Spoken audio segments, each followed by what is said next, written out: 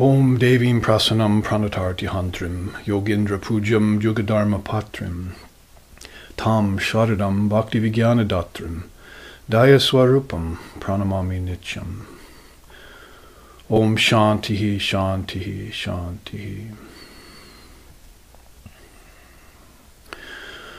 O Sharda, propitious goddess, killer of misery in souls resigned, savior of religion in every age, by saints and sages worshipped, O Mother kind, give us love and wisdom, thou, O grace incarnate, to thee we bow. Om peace, peace, peace.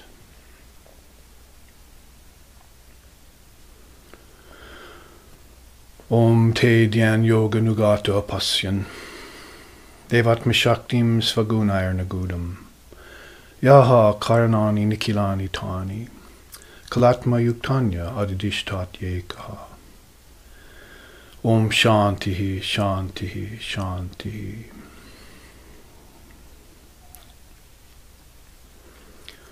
Practicing the yoga of meditation, the ancient seers of India perceived the underlying divine energy and intelligence pervading everything, everywhere, which, though veiled by her own modes of nature, was nevertheless one and indivisible, and which had been incomprehensible to them earlier, due to the limitation of their own intellects. Om peace, peace, peace. Om Satyena, Om Satyena labhyastapassa yesatma samyagyanena brahmacharyena nicham antaha sharirehi jyotirmayo hi shubraha Yam pashanti atayaha kshina doshaha. Om shanti shanti shanti.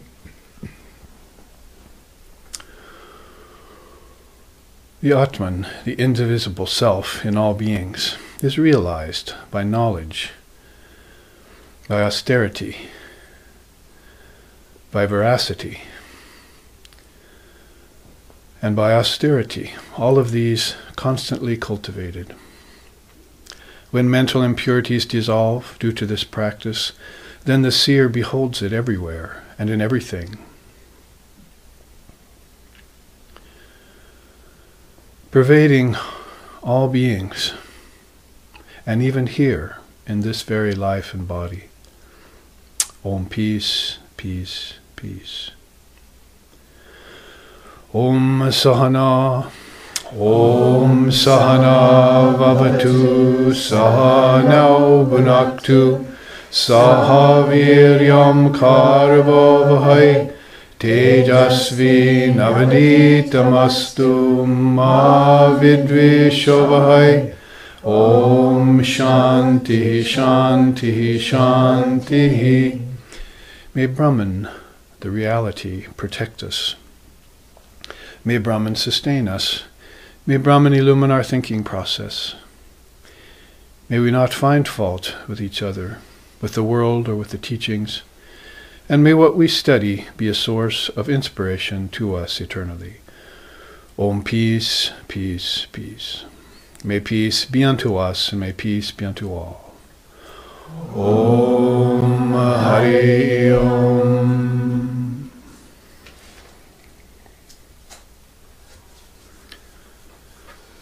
And this peace begins to dawn upon us more and more as we gather some of that divine energy we were just chanting about, that Adhyatma Shaktim.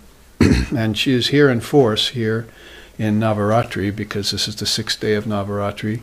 We had our major puja to Sri Durga last night, and the group of us there that filled the shrine room offered flowers and incense and sacred mantras and austerities, different purifications, and our heart's love to the Devi.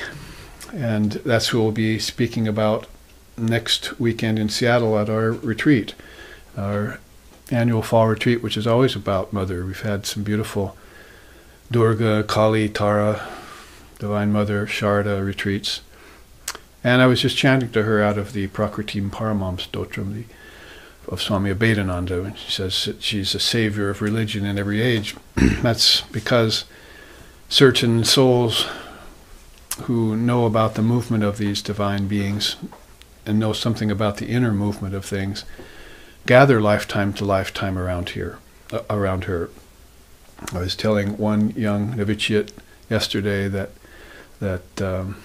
in every lifetime the seers and sages, no matter how illumined they may be, always get themselves initiated into a spiritual path. So they'll look for the teacher of the age, hopefully one that's not just popular and has a huge following, but one that's teaching the Dharma, that can keep Maya at bay and can destroy ignorance, as we'll find out today in some of these teachings of the Adhyatma Upanishad. Gather around that soul, take initiation, and then their life is pretty much set and safe. Salvation is something that is readily attainable by beings who want it. But liberation then is what they're going to be working on. Just like there's a distinction between mind and brain, there's also a distinction between salvation and liberation. So with distinctions like that, Vedanta proceeds to clarify all issues of the day, no matter what age it is. And in this particular age called the Kali Yuga, we know there's a lot of denseness and darkness and delusion and other D words you can think of out there that are always preponderant and insinuating themselves upon our thinking process. So that's why we chant every time we're together, Sahana Bhavatu, that the teacher and the student can come together and without putting aside any differences that may be there on whatever level, just focus on the Dharma for hours at a time, throughout the week, throughout the month, and eventually throughout your lifetime, because you realize that the Dharma is eternal, and your thirst for it also will mount accordingly and become eternal. You'll never want to be without it, and you'll always want to hear it, Shruti. And that comes up in the Adhyatma Ramayana today, how the 3 proofs of truth, they call it, to hear it, to roll it over in your mind, and then to realize it. And our point about that is that quite a few beings, not a major percentage among the masses, but quite a few beings who are seekers will come and hear the truth, and then they'll go away maybe thinking they understood it, or possibly, in my case, if they hear me, they're thinking, that's too much. It's too thick, it's too abstruse. Whatever the case may be, they'll hear it and take in what they can of it, and then they'll be attracted. Sri Ramakrishna used to say that the farmer had some aches and pains, you see, and he's working out there, and the doctor had given him a tiny little opium pills for his pains. And so one day he was out in the barnyard, and he was taking his opium pill. His shoulders and stuff were aching, so he popped one. And unbeknownst to him, one of them dropped out of the bottle, the container, onto the barnyard floor. And he walked away, but the peacock had seen it fall. So the peacock went over there and looked at the little pill there, and the little blue pill, and gobbled it up. And according to its body size and mass and weight and the amount of opium that was in the pill, it started to get some intoxication and some bliss. So it was there the same moment next day, when the farmer was out there to get its hit of intoxication. So that story is given to show how if somebody just even gets a little taste of that intoxicating Dharma, that they'll want to come back again and again. They'll be there at the same time. And whether that same time means same time every day or every week at class or every lifetime to get initiation, it's rather inconsequential. The fact is that you're on the scene to hear that truth.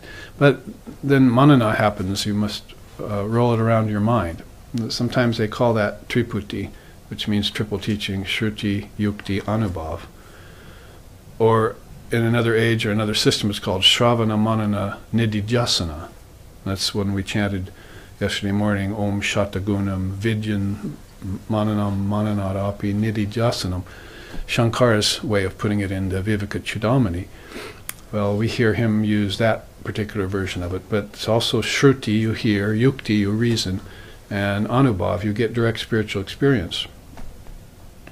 When you read the Gospel of Sri Ramakrishna, which everyone should in this day and age, it's got everything. All the teachers say so. Then what you're getting there is this voluminous injection of Brahmagyan. The teacher used to say, the West needs an injection of Brahmagyan. So that book concentrates mostly on a being, Sri Ramakrishna Paramahamsa, who is at the level of Nididhyasana. I mean, he's Anubhav. He's had spiritual experience, which is rare, very rare. You might have noticed, and he's then encouraging others to have it. But you must also see that just reading the book alone and hearing the truth from the lips of an illumined soul is only a part of the picture. You have to then take it inside and ruminate it. Masters to say, like inside an oyster, a bit of sand is, irritating and so forth, and it eventually will be worked into a pearl. But in that case, you have to take this rather irritating dharma, which is against all your comfort zones, which is against all of what you believe, conventionally speaking. It's against all your conditionings that you've learned in past lifetimes, and you must introduce it inside, you see, and then let it do its work, let it scrape and scratch at your ignorance, until finally it begins to, form this beautiful treasure inside of yourself, the treasure of the oneness, which like sand becomes a diamond before the wind. Who said that? Babaji. Stephen Stills of Crosby, Stills and Nash, out of the 60s, those old songs. The treasure of the oneness that like sand becomes a diamond before the wind. Nice line, especially for a pop song. But in the Dharma, of course, you have lines and realms and reams of that kind of saying coming at you all the time, and you don't really have to worry. I can tell you that it's too much. You need to inundate your mind and ego complex with a whole ocean of this, and don't worry about trying to understand it. You take a portion of that later, yukti, and you reason about it, and whatever is applicable to you in any given lifetime or situation, that's what Divine Mother intends for you to have heard, but she also wants you to digest it. So, Shruti Yukti Anubhav, or Shravana Manana Nididhyasanam, however you put it, you must go forward with it. Now, to hear it, also means to study it, and to study it you must keep reading. So when Sri Ramakrishna says in the Gospel, book learning, patu, I look over my shoulder, down my nose at it. He doesn't mean reading the scriptures and studying the scriptures. He kept a couple books near him, even in his elated condition. Like, for instance, the Ashtavakra Samhita. He made Swami Vivekananda read out of that when he was very young with the Master. And that's a very precious non-dual text of India. It's on that chart we had here yesterday with all the scriptures. So there are certain books, as it were, that are living books, and those books you need to read again and again, like, say, the Bhagavad Gita. And these Upanishads were showing. I did bring that chart today so you could see it. That's all a part of Shravana too. I mean, you must hear the truth means you must hear it also from books, but not just ordinary scriptures, revealed scriptures.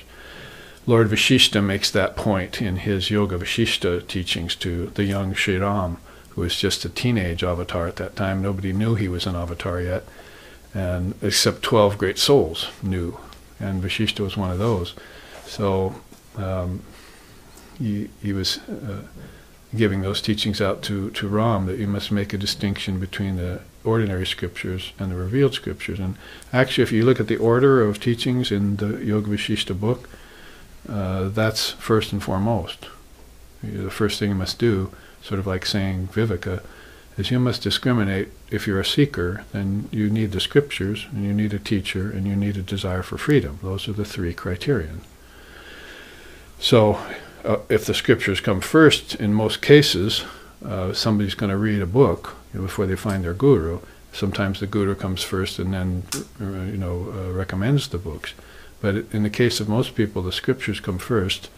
Then you're going to have that tool available to say, what's a revealed scripture and what's an ordinary scripture. And Sri Ramakrishna put it very simply. Actually said, the ant comes to your picnic, right?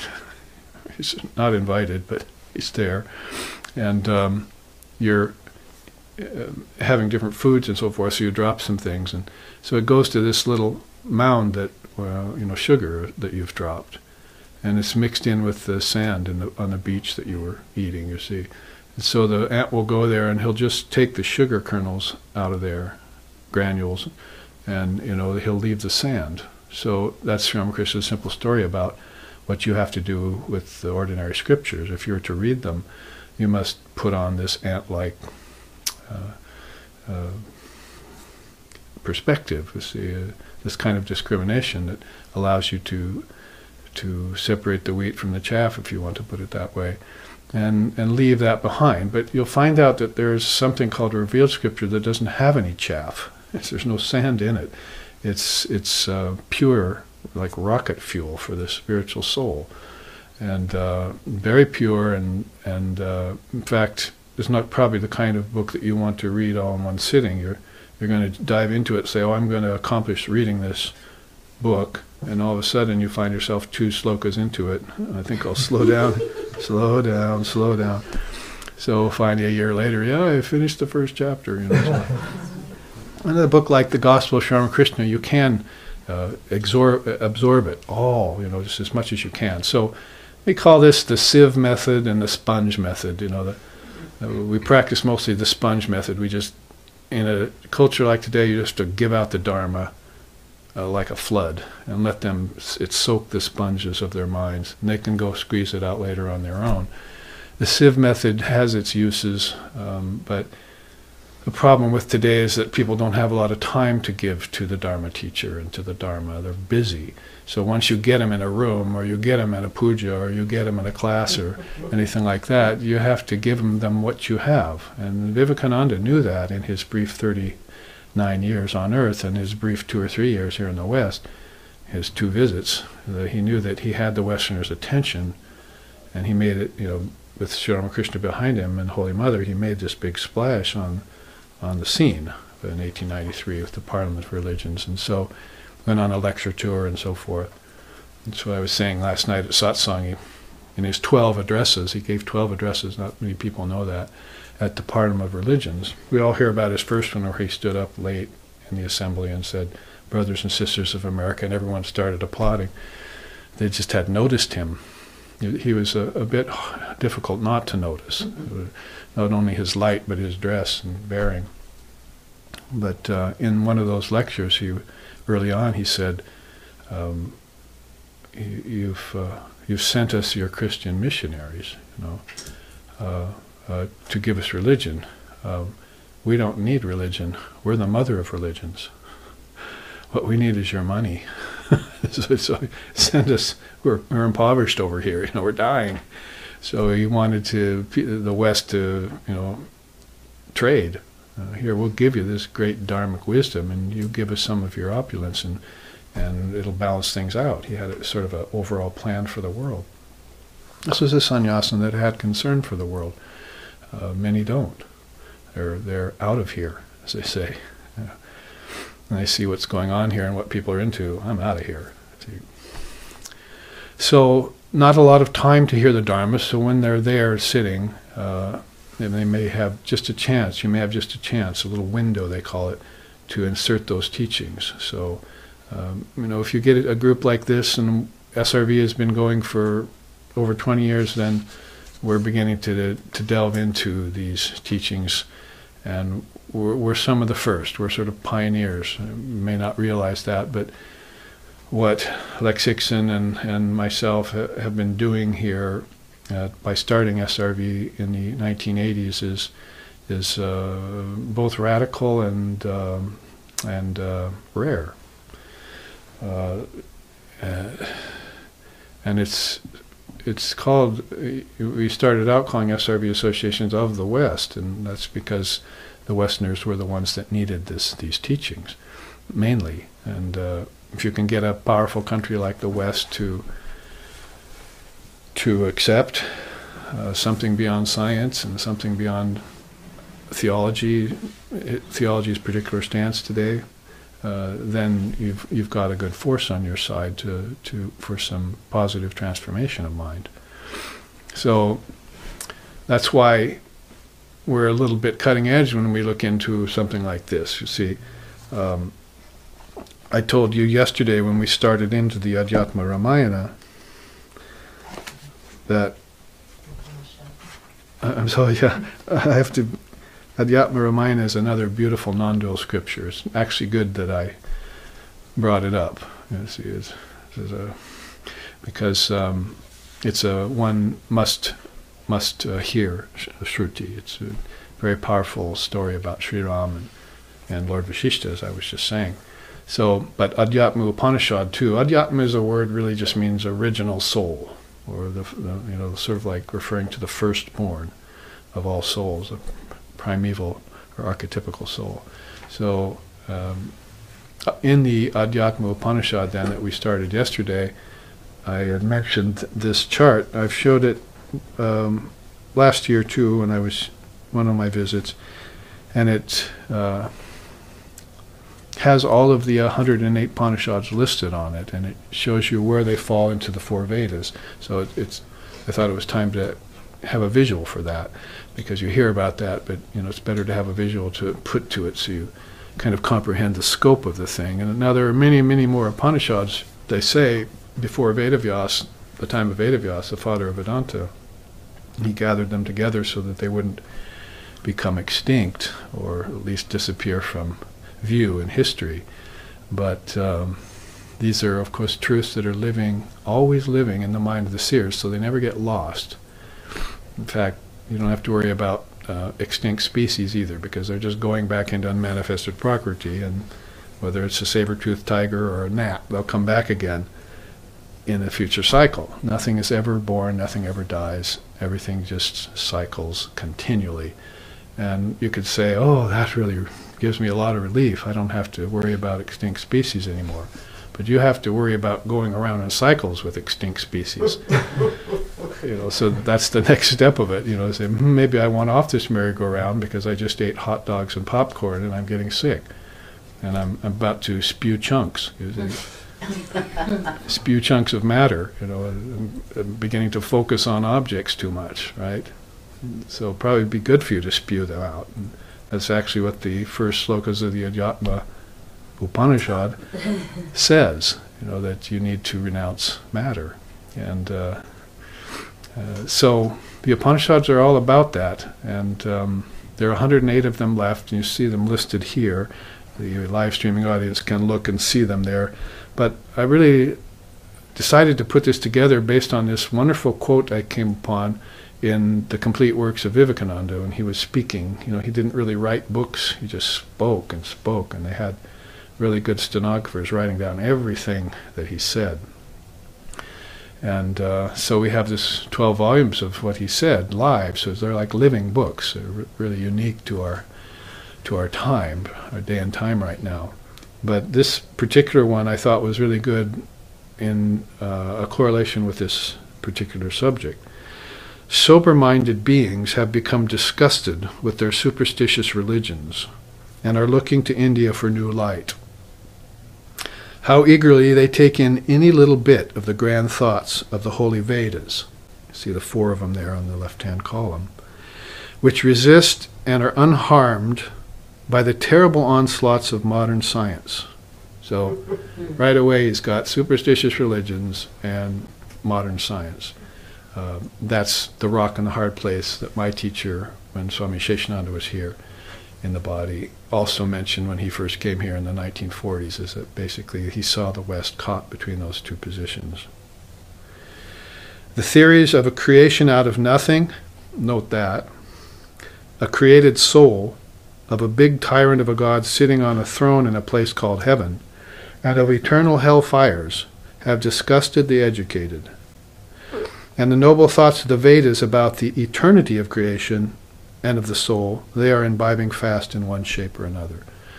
So Swamiji saw this when he started speaking to the Christian peoples, sort of like me speaking to the college last week in Wyoming, you see, to these, in the Bible Belt, to these students who hadn't really heard anything about the Bible that much. I quoted out of it and they didn't recognize it. So when we say Christian peoples, we're in a general, amalgam there, and many of them are very conventional. It's like saying Jewish people nowadays. There are a lot of non-practitioners, and not a lot of practitioners, is what I'm saying. Many of them are very conventional. So you just kind of group yourself, religiously speaking, because in the West, religion is something that you take as a course in college. Same with philosophy. It's not something that you practice and so forth or profess to. And unfortunately, the ones who do profess to it are rather fundamentalist about it, you see. So there's really very few practitioners who actually follow the teachings of these great beings like Buddha and Christ and Krishna. Many of them just are kind of caught in the personality, and that's what Swamiji is referring to here. But that's why the Dharma is important, is because Swami Vivekananda used to say, and he was a huge personality, he used to say, it's not the personality we worship, it's the principle. So he didn't like the idea of personality worship or ego worship in any form. That's why he didn't speak about Sri Ramakrishna when he came here in 1893. It wasn't until much later that he even mentioned his great teacher, whom he had huge love and admiration for, but he was speaking about the Dharma that whole time. So this is the third wedge here. This is the wedge between superstitious religion and the evolutionary theory, which goes out and never comes back. Big bang and then poof, nothing left at the end. So no involution. It's not fair. Science talks so much about relativity, but if you're a good scientist, you must know that this is a realm of dualities and cause and effect. So if there must be an opposite to relativity, that's called reality. And in the same way, there must be an opposite movement from evolution, and it's called involution. So that's the cycle that Buddha discovered. And when he discovered it, he put his finger on a great secret, but then he took it even further and said, now that you know that there's such a thing as evolution and involution, and that it's cyclic, get off the merry-go-round. The way he put it was, get out of the river. And because everything's going around constantly, and you want to become absolutely certain that that's the case, so you have to observe. You have to become an observer. Samatha. You have to be equal-minded. You see, and that's an important facet to spiritual life, is to become a witness of phenomena. And you can't be sucked into phenomena and be a very good witness. You're participating sometimes even against your will. So this state of samatha is even-minded and equal and peaceful. Krishna mentions it in the Gita at least 6 or 8 times, how important it is to the yogi or to the yogini who seeks. So a beautiful quote there by saying, note that when he says, the theories of creation out of nothing, so and of a created soul. So Vedanta would step forward and say, pardon me, let's be careful with words. Maybe we know what you mean about creation and a created soul. Sometimes we even use that word. But let's be specific about it. This is the Dharma, and this is Jnana Yoga. And clarification is its strong point. And as we were saying yesterday, if you see the moon disappear a bite at a time, you think there's a dragon up there at night. in the old days eating it. So anything that's an apparent phenomena can begin to seduce the human mind by the hundreds and thousands and cause him to think superstitiously. My point, you see, and Swami Vivekananda's point. Many superstitions in the name of religion now. So that being the case, Vedanta would step forward and say, no, not a creation out of nothing. There's always something. Nothing doesn't exist, which is on the T-shirt of one of my friends who's an astronomer and a scientist. Nothing doesn't exist. There's no such thing as nothing. If there's a void, as I've often said, then there must be someone who saw the void, otherwise you wouldn't know about it. You see. And someone came back and even named it. Oh, I saw something that was just vacuous, you see. Went on and on, there was nothing in it. Sort of like space, outer space, but there's planets and suns. But, I think I'll call that a void, and I'll avoid it. Mm-hmm. So the point is that you're the witness of that. And they come back and say you're also the witness of every birth and death you've taken, and every lifetime. You're just not recalling it, because if you were to study the Dharma and make it your fundamental belief, instead of worldliness, raising children, gaining money, commerce, those are the same things that everyone is concentrating on. So of course they're going to think of nothing but that at the time of their death, and they're going to come back with nothing but that on their mind in their next lifetime.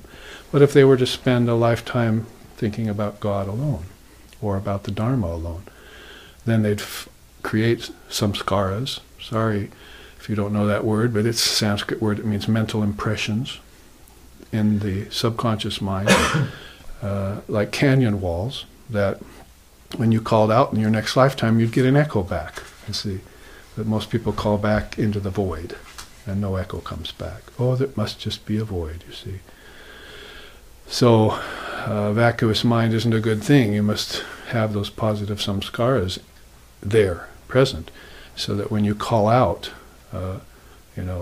God help me, okay, I'm here, you see. Study the Dharma. Get up, get off the floor. Everybody do the Dharma more. You see. Let's bring it back, you see. Give up your Hatha Yoga and begin taking these mental positions, you see. And so, a creation out of nothing, no, Vedanta would say there's always something. And now you go to the idea of a created soul. Sorry, you cannot create a soul. It just does not make sense to us. A soul is. It's eternal. And every religion says so, including the religion of Jesus. The soul is eternal. And so what does eternal mean to you? That somehow, somewhere, it's going to die, or it's going to quit living? Or what do you think eternal life is, if it isn't a constant presence of consciousness? Whether it's in the body or not. It makes no nevermind to the Hindu. They'd sit on Freud's counseling table and have to sit up after a while and say, you're blaming all this on my mother or my relationship in one lifetime. Sorry, I've had many lifetimes. I'm looking at my samskaras, and I think that my problems really are more related to them. Because in this lifetime it doesn't make sense that I didn't do any of those things you're telling me I did. So it must be coming from another place. And anyone who raises children will know this, when they're even young and a clean slate, so-called, that they're having issues and having things come up that are not a result of, or not the effect of a cause in this lifetime.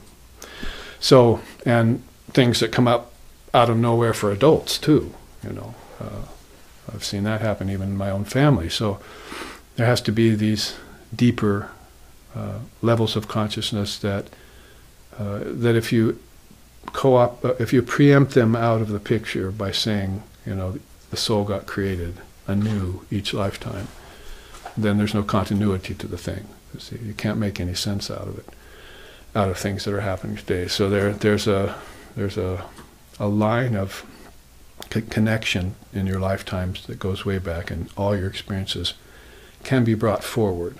In fact, they say what's on your physical features today is your past lifetimes. When you look in the mirror, see, that's your past lifetimes you're looking at. So I hope you like yourself. I look pretty good. So a soul cannot be created. It's an eternal verity, Vedanta would say. So let's just get our words right so that we don't fall into misapprehension later or come to blows or words, about things that shouldn't have to come up as debate or argument or anything. We should at least all agree on the premise of truth. The soul is acreate. That's a word that Vivekananda invented, as it were. The soul is acreate. It doesn't get created. It doesn't get destroyed. And that's what Krishna is telling Arjuna on the battlefield in the Bhagavad Gita too.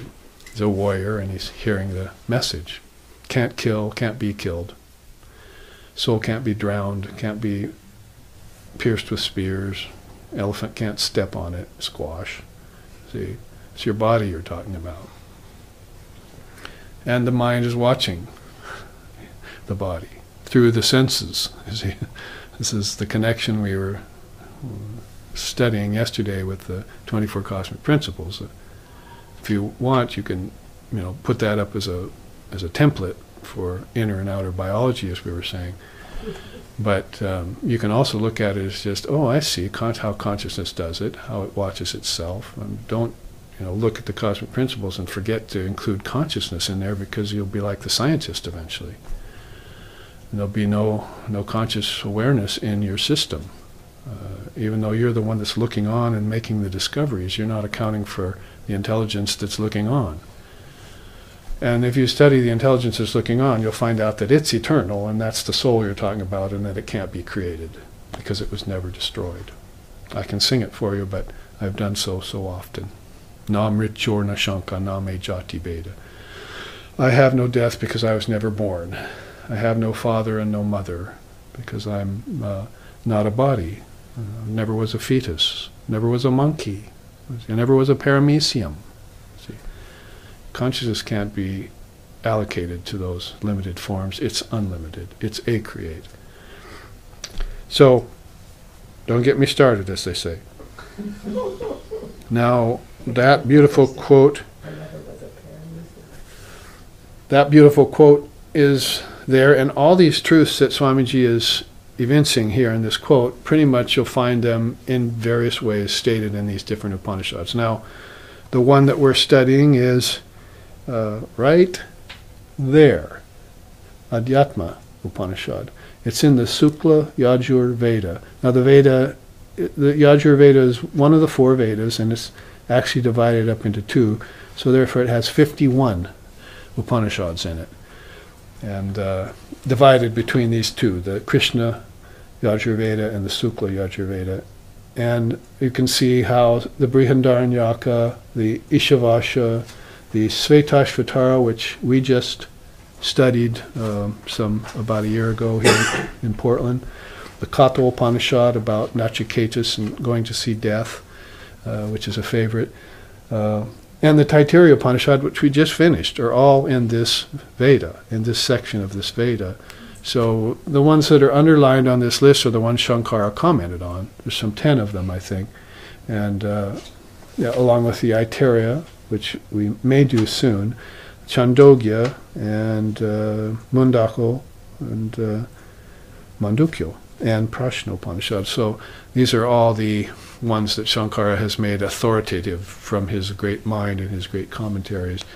And we've sharpened our cutting edge, as I said, in SRV, after studying those. We didn't study the Brihadaranyaka and the Chandogya because they're very voluminous, and I'll probably have to make some sort of condensation of them and skip slokas, and if we're ever going to look at those, because otherwise, by studying, say, the Chandogya, we're never going to get to any of these others in this lifetime. Like I said, there's no hurry. The Dharma is endless, and we can just go on and unwrapping it. But we do have a certain responsibility to familiarize ourselves with these great scriptures, because this is called Vedanta. Vedanta equals Upanishad.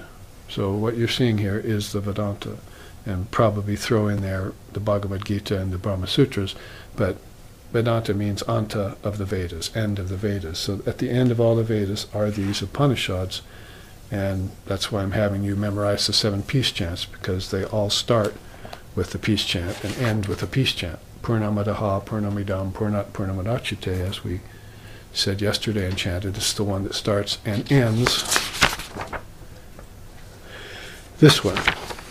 So, therefore, the memorization and the putting together of these things is sort of like calling out to the seers of old and bringing 5,000, 10,000 years back, right here, current to this very moment. Every time we sit, we bring them forward, and we bring their wisdom forward, and we realize that to escape the cycles of time is to live in the eternal moment, and to live in the eternal moment is to keep our mind on God, and the way we keep our mind on God is by studying the revealed scriptures, the words of those who know God.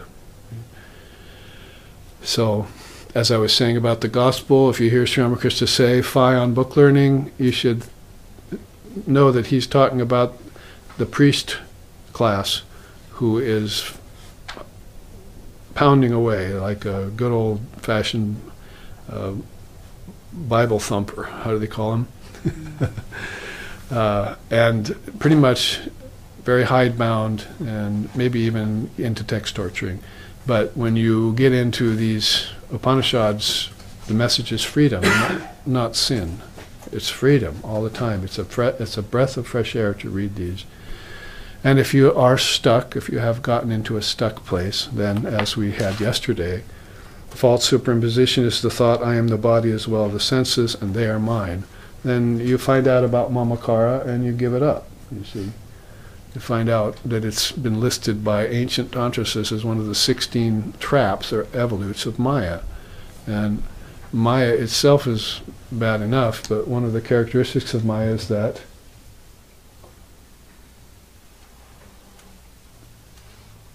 it has evolutes similar to it.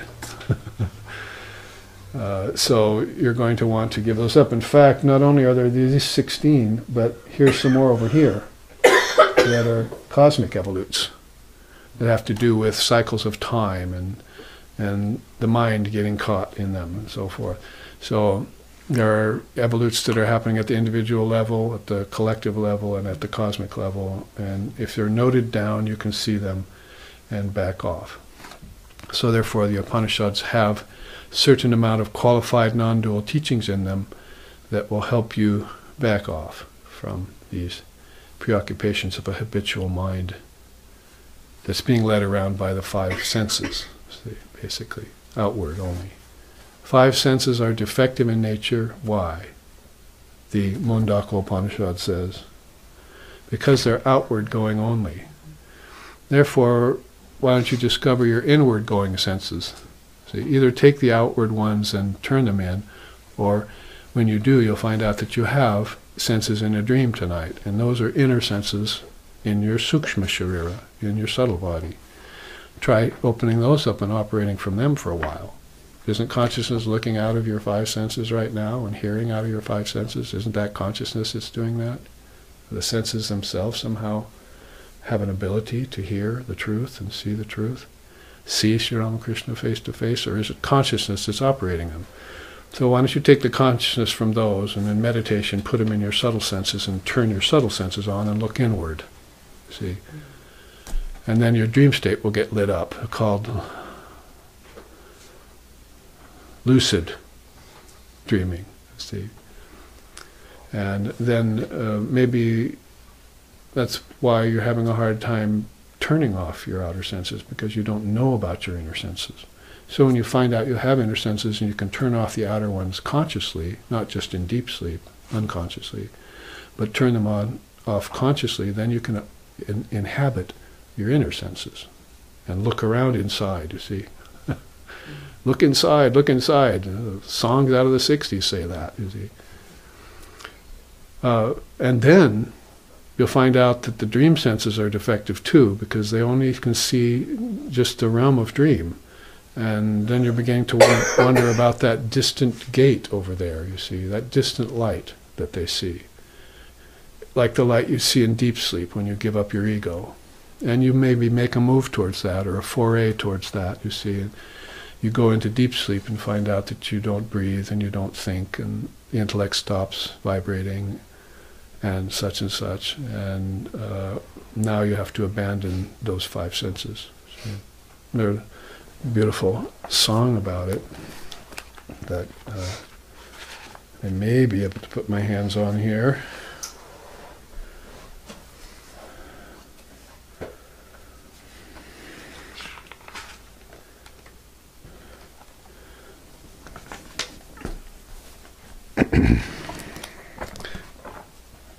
Beautiful by Kamalakanta, a Bengali poet saint. Jatone hridaye ko adarini shamamake. Jatone hridaye ko adarini shamamake. Mantuida Arami deki, mantuida arami deki, arjano ke nahi deki, jatone hridaye ko adarini shamamake. In Bengali, this poet saint Kamalakanta sings, and which Ramakrishna loved his songs very much. O blissful mind, awaken to the enchanting vision of Mother Shama by opening your inner senses and your inner eye of wisdom. Upon perceiving her form enshrined internally within you, withdraw into that sacred chamber of ecstatic love and behold her there in secret. So nobody else can intrude, you see. It's just you and your inner senses, and it's just you and her. It's one-on-one. A nice song for Navaratri, isn't it? Then, abiding in that exalted condition, remember that the ordinary mind and five senses connected to them cannot enter there. Okay? So you have to have a love mind. You have to have love senses, Ramakrishna said, in order to perceive that enchanting vision of Mother Shama. The name for Kali. But, he says, and then he puts a little humor into the picture, you are allowed to bring the tongue in to that holy sanctuary so that it might spontaneously utter the blessed name of Kali, the divine mother of the universe. So you can bring the tongue with you, but leave the rest of them out. Worshipping her in solitude, O mind, bringing the tongue with you is probably good because Mother Kali loves the tongue. Might have noticed. Her tongue is like huge. It laps up all the pleasure and the pain of the whole universe. Then it ends, worshipping her in solitude, O mind, and with your self-knowledge intact, let Kamalakanta forever rejoice in the Mother's sacred presence. So, are the Upanishads all dry? Is the wisdom all dry? Not if you turn the hearing into reflection and the reflection into direct spiritual experience. The three proofs of truth. What more to say? And that I'll leave this up at the break, and at the break also maybe the live streaming audience can look at it, because we need to, if we are acknowledging the Vedanta as just more than an underground river, because quite often it stays beneath the surface and nourishes everything, even over centuries and millennia. But now Vivekananda has brought it forth with a sort of clarion call, you see, and says that we'll have a 900-year heyday, you see, a 900-year rise, and then another period of sustenance. And so we're looking over the next few hundred years to see this happen, and we just hope that it will catch on in the materialistic West, because that's where it's needed most, to stave off, as he says, the idea of a created soul and a creation out of nothing, and also to stave off this idea that there's a big bang and an end, a beginning and an end, when there's no such thing as beginning, middles, and ends in Vedanta. It's just constant cycles, and that's the problem. The problem isn't that you're going to die someday and everything's going to die. The problem is you're going to keep living in repetition of what you did last time. See? Sorry, like with your ancestors over and over again. Ask the kings and queens of Europe how much has gone under the bridge. We say it's gone under the bridge and it's water flowing past, but that water cycles, see? And it comes back. That's called karma. And Vivekananda said, there's no God in this universe. If there is a God, it's karma. It's just cause and effect, and it comes back on us. And you want to shore yourself up against its return, or better yet, neutralize it so it won't ever come back. A bird flies through the sky, Sri Ramakrishna said, but it leaves no trace. That's what you want to be like.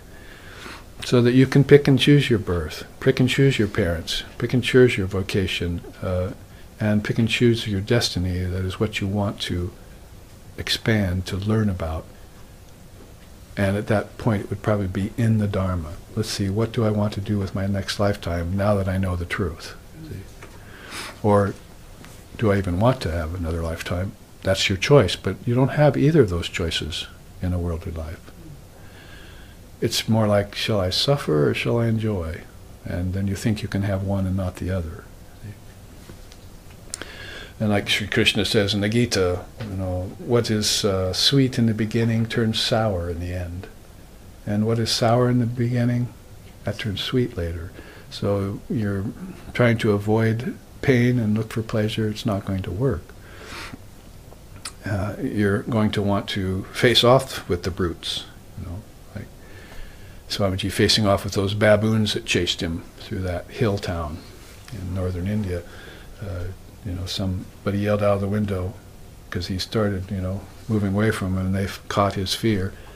So they ran after him, and pretty soon he was flying away from these brutes. And then a voice came out of the window, evidently up in one of these abodes, and said, "Face the brutes." So he turned and raised his staff, and they immediately went away. So it was a young man when that happened. So he realized that it was a good metaphor for facing all things that want to chase you down and cause you fear or doubt or trepidation. Become fearless. And speaking of songs, you know what I mean, right? Maybe some of you know what I'm about to sing in that case. When he wrote to one of his brother monks, and probably used it in other ways too, this beautiful thing here.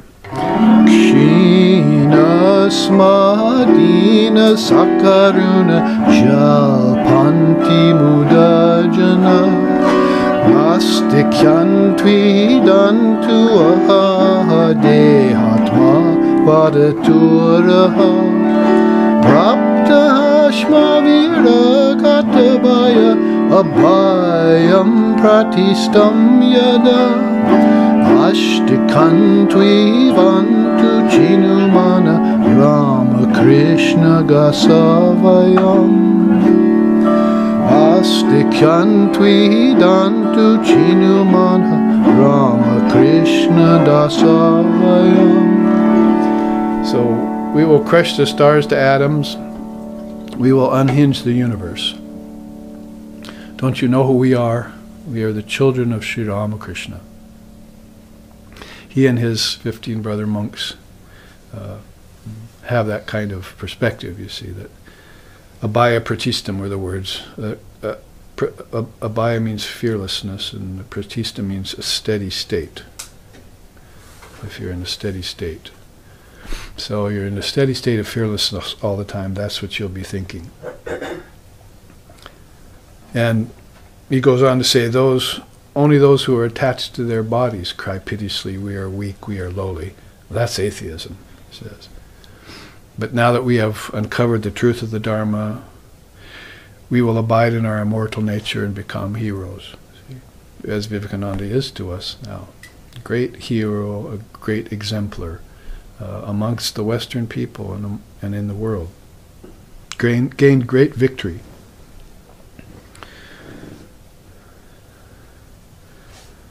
So, a good preamble here to this Upanishad, by finding out where it's located in these 108 kingdoms, these realms, these lands. Each one of these is like a kingdom of heaven within you, or a chamber of my Father's mansion. So the Adhyatma Adhyatma Upanishad right there in the Shukla Yajurveda, with its 50 other companions. Now that has been well established, and we know where we are, sort of like a star map, then we can pick up where we left off yesterday, which was in Sloka 2. We did the preliminary teachings about air, earth, fire, water, ether, mind, intelligence, chitta, thoughts, ego, ahankara, and how we move amongst them, but they know us not, right? They're not sentient, so they can't know us, but we must not fall into the same problem. We must know them. I said yesterday you can't really know an object, but we must come to know about them, what they consist of. And science is a friend to us that far by letting us know what they consist of. Nothing, basically. Swirling particles changing faster than we can comprehend. So, but the conclusion hasn't been drawn yet. When the Buddhists found that early on, then they called it shunyata, emptiness. And we practice neti in Vedanta so that we realize the same thing, the emptiness of the world. Like Christ saying, birds have nests, foxes have holes, but you don't have any place to lay your head here on earth. So in that way, we have to come to the right conclusion. That's called siddhanta. Vedanta siddhanta nirukti resha, a beautiful chant by in the Viveka Chudamani. Basically, the final conclusion of the Vedanta is all this is Brahman. See, time, space, living beings, the world, all Brahman. But we have to see it as Brahman. See, otherwise it becomes Maya if we're not aware of it. So all these things in the preliminary teachings, we must come to know them as far as they can be known. That is, know what they are. Basically, the one word that encapsulates all that is impermanent. Vedanta, with his teachings of Nitya Vastu Viveka, Brahman Satya Jagad Mithya, the world's unreal, only Brahman's real, and so forth, is a little stark for people to digest at first. Sometimes that's, again, what they need, is to jolt them out of their false thinking, false superimposition, as in the first sloka. But we could also say the one word to encapsulate it all is changing, or immutable, or impermanent, temporary, transitory. There's many good words in English, actually. And you could go to reflection, expression, illusion, unreal.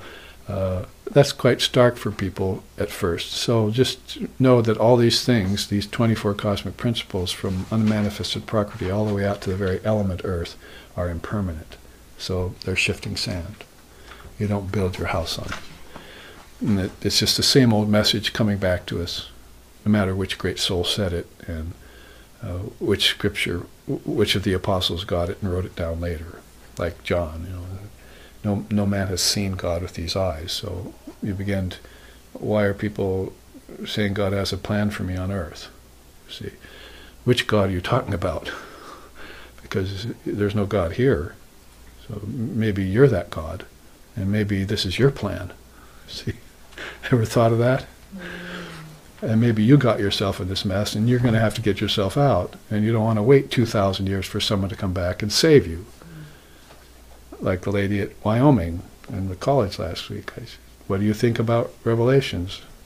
I like Revelations. They're very helpful. No, she said. What about Jesus coming again? I said, he already came 4 or 5 times, I think. And she turned on her heel to walk away. And I said, but that's not the point. The point is that he came once, and we should listen and follow what he said, and not mess with it over 2,000 years if we can help it, you see. So in that way, these great souls will say these truths. We have to immediately adhere to them and follow them. What to speak of waiting a couple millennia you had your chance fresh, you see. I mean, if you're going to tell me I've never met Christ, then I'd say you probably were there on the mount with him, listening, and that's why you're still following him. You probably had some association with him or one of the direct disciples, but I don't believe in other lifetimes. Well, then how can people before Jesus showed up be saved?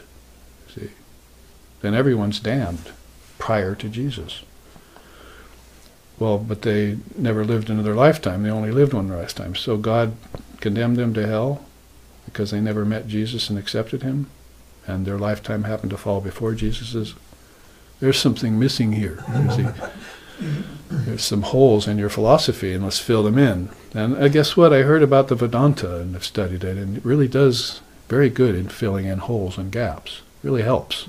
And this is, I offer this to you sincerely, you see, with a good heart, because my own Dharma suffered at the time of Krishna and the time of Buddha. It's not that you're the only one.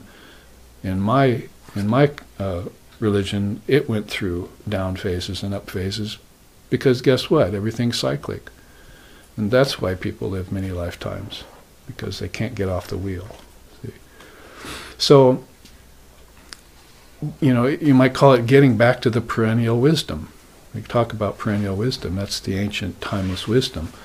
It doesn't really have a name to put on it. You know, we call it Mother Wisdom for a very good reason. It's because she's keeping it eternal all the time, and it just happens to disappear and then reappear, and disappear and reappear according to the sweep of time. Look at this picture right here on the wall. You know, I come back from age to age to resurrect the new Dharma and destroy the old Dharma.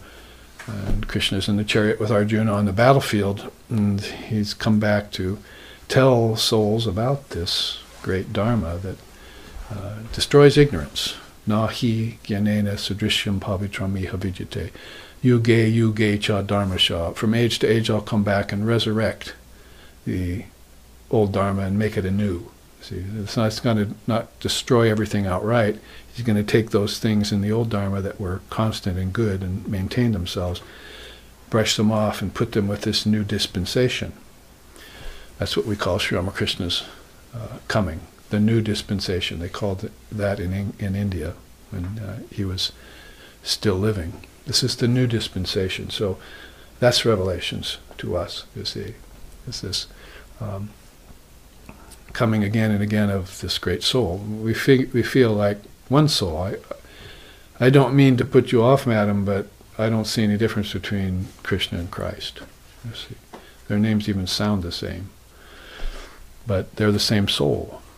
And guess what? It may be a little bit of a stretch, but you also have the same soul as them. Vedanta says there can't be many realities. There's one reality, or else they would conflict with each other. So there's one soul. And these bodies you see that are emanations off it, like waves off of an ocean, are all part of that ocean, and they're all made of water. So, be thee perfect as thy Father in heaven is perfect, as he said after he came out of the wilderness. And if you don't realize that, go to Gethsemane and meditate. And if Christ isn't around to do that with you, then do it with your Sangha, or do it with your teacher at retreat. Do it any way you can, so that you uncover that eternal truth that's living within you, that always was, that always will be, that never was not. See, this eternal Dharma. Sanatana Dharma, we call it. So a little revisiting of these preliminary teachings, as you remember yesterday. Then we looked at the three particular evolutes of Maya in accordance with Sloka 1 of the Adhyatma Upanishad. False superimposition is the thought, I am the body as well as the senses, and they are mine. That's mamakara. They are mine. And I am the senses and so forth, that's Vishaya Shakti, the five senses. But these are all other than the self. So they're not mincing words, you know, say, these are not yourself. Body, mind, and senses. Can I make it any clearer to you somehow? The self is eternal and these aren't. You know, back to the idea of impermanence. What is You do the neti-neti process or the shunyata meditation in order to find out what remains at the end. Right? Who's the last man standing? See, it's like a big, wrestling tournament. See, who's going to be the last man standing amongst all the 24 cosmic principles? None of them. See, it's only the Purusha watching the battle, and he wasn't in it. You see, saying, "What a bunch of fools! What are they doing? Torturing themselves. It's all vanity and vexation of spirit. So let me be the witness forever and on. Let me be the witness of it all." So, through devotion to Brahman, the wise one should repudiate this. Means false superimposition. Vivarta, adhyasa. Those are two words right away that come out of the Sanskrit. First word I ever learned in Vedanta, in Sanskrit, was vivarta. Before Guru or almost Karma or any of those was vivarta. Swami Nityananda's introduction to Atma Bodha, there on the shelf, you see, he talked right away about vivarta and called it false superimposition. So I knew that there was a wool being pulled over the eyes of people, and there was a ruse being committed in the realm of the 24 cosmic principles, and that everything was appearance, and that Maya was the mistress of all appearances, and that you had to hone your intelligence and pierce through. Dhanur grihitva Upanishadam Mahastram. Upanishadam Mahastram, the great Upanishads, tell you to take them like a bow. Dhanur grihitva Upanishadam Mahastram. Sharam hupasanishita sandhyayita ayamya tad bhavakatena cetasa. Cetasa, intelligence. See. Laksham tadevaksharam somya vidhi. Vidhi, somya, the nectar of vidhi, wisdom. So take these Upanishads, Mahastram, the great Upanishads, take them into a bow and make your mind into an arrow, sharpen that arrow with thoughts on God alone, point it at the target, called Brahman, release, penetrate the mark. So, there you will penetrate through what? The false appearances of things. Vivarta, adhyasa. And your eye will become single and you'll know the truth. You'll be a clear seer, you see.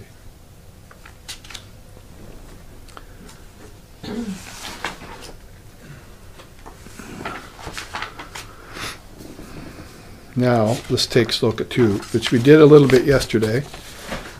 Knowing oneself to be the subject, the witness of intellect and its operations, reject the idea of the self being other than the subject, identifying the I with that with a capital T. Tat Twamasi is one of the four great statements. I used it last night in the puja. Tat Twamasi, Pragyanam Brahma, I am Atma Brahma, Aham Brahmasmi. That last one is straight to the point. I am Brahman. Let's not just beat around the bush here. Beat around the Brahman. It's like basically, let's go straight to the point. This self is Brahman. But first of that, we might want to know tatomasi. That, Brahman, thou art. See, the distinction between that and thou needs to be obliterated. And so that the two become one. Every time you do this is what's happening, right? You're saying basically tatomasi, that thou art. That's within all beings. So identify the subject and the witness together and reject the idea of the self being other than that. So for that, the chart I wanted to show you was here. How Uddalaka dealt with it in that scripture, Yoga Vashishta. Now, this is a chart, one of the 22 charts that I created for the Yoga Vashishta scripture, because SRV has its own version of Yoga Vashishta. Two young men that are some of our two newest initiates are both studying the Yoga Vashishta now. They chose that off the shelf, and so they're looking into that very deeply. So they'll have these sort of like the Katha Upanishad, which is story-like. They'll have Lord Vashishta teaching the young Ram in stories inside of stories inside of stories to bring home this truth of the Dharma to him in different ways, in different aspects, in order to get rid of the Maya that's in his mind. Ironically and rather upsetting that Maya will even persist in the mind of an avatar until Mother lifts it. And in the case of an avatar, that Maya will persist there because it's going to serve a really huge purpose. And the avatar will have some greater idea of the purpose of life than you will, and will be moving through life like you will.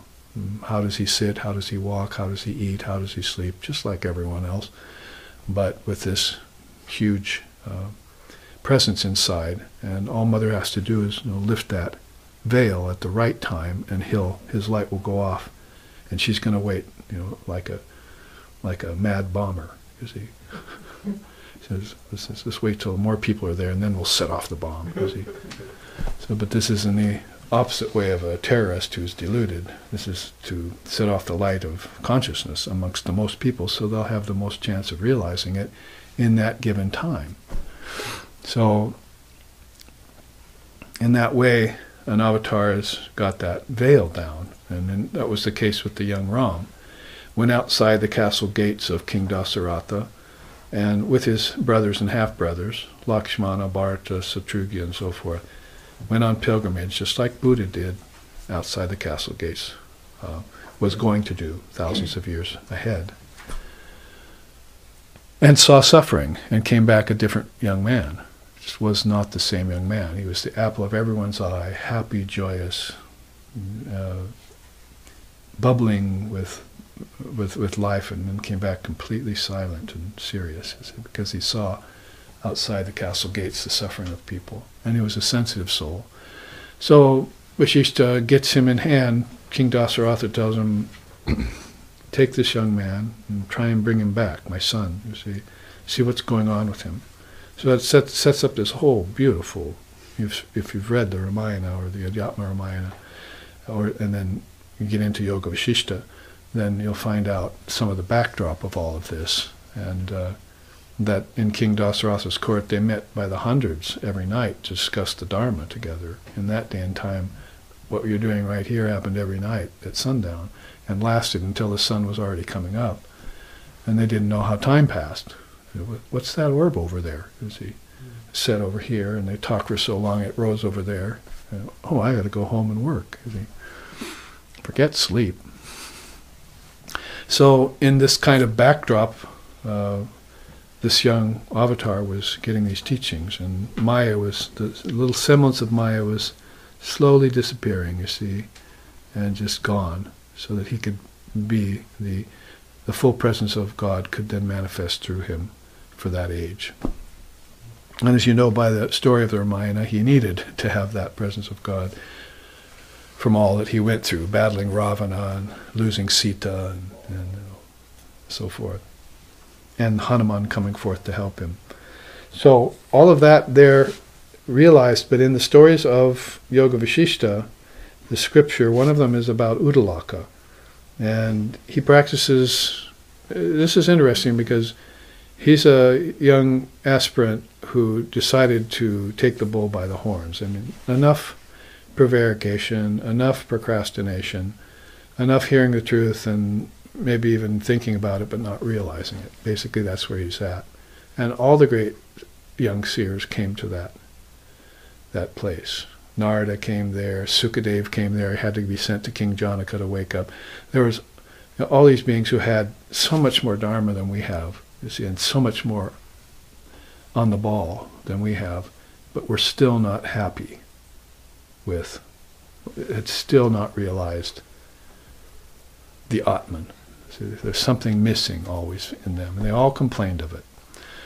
So Udalaka was one of those, and he finally decided, I'm going to practice what they tell me to the hilt every day, and I'm going to become enlightened right away. I'm not waiting anymore. And so this is what you see, the process he followed. It has to be taken from the bottom up. This is in accordance with this second sloka. Knowing oneself to be the subject, the witness of the intellect and its operations.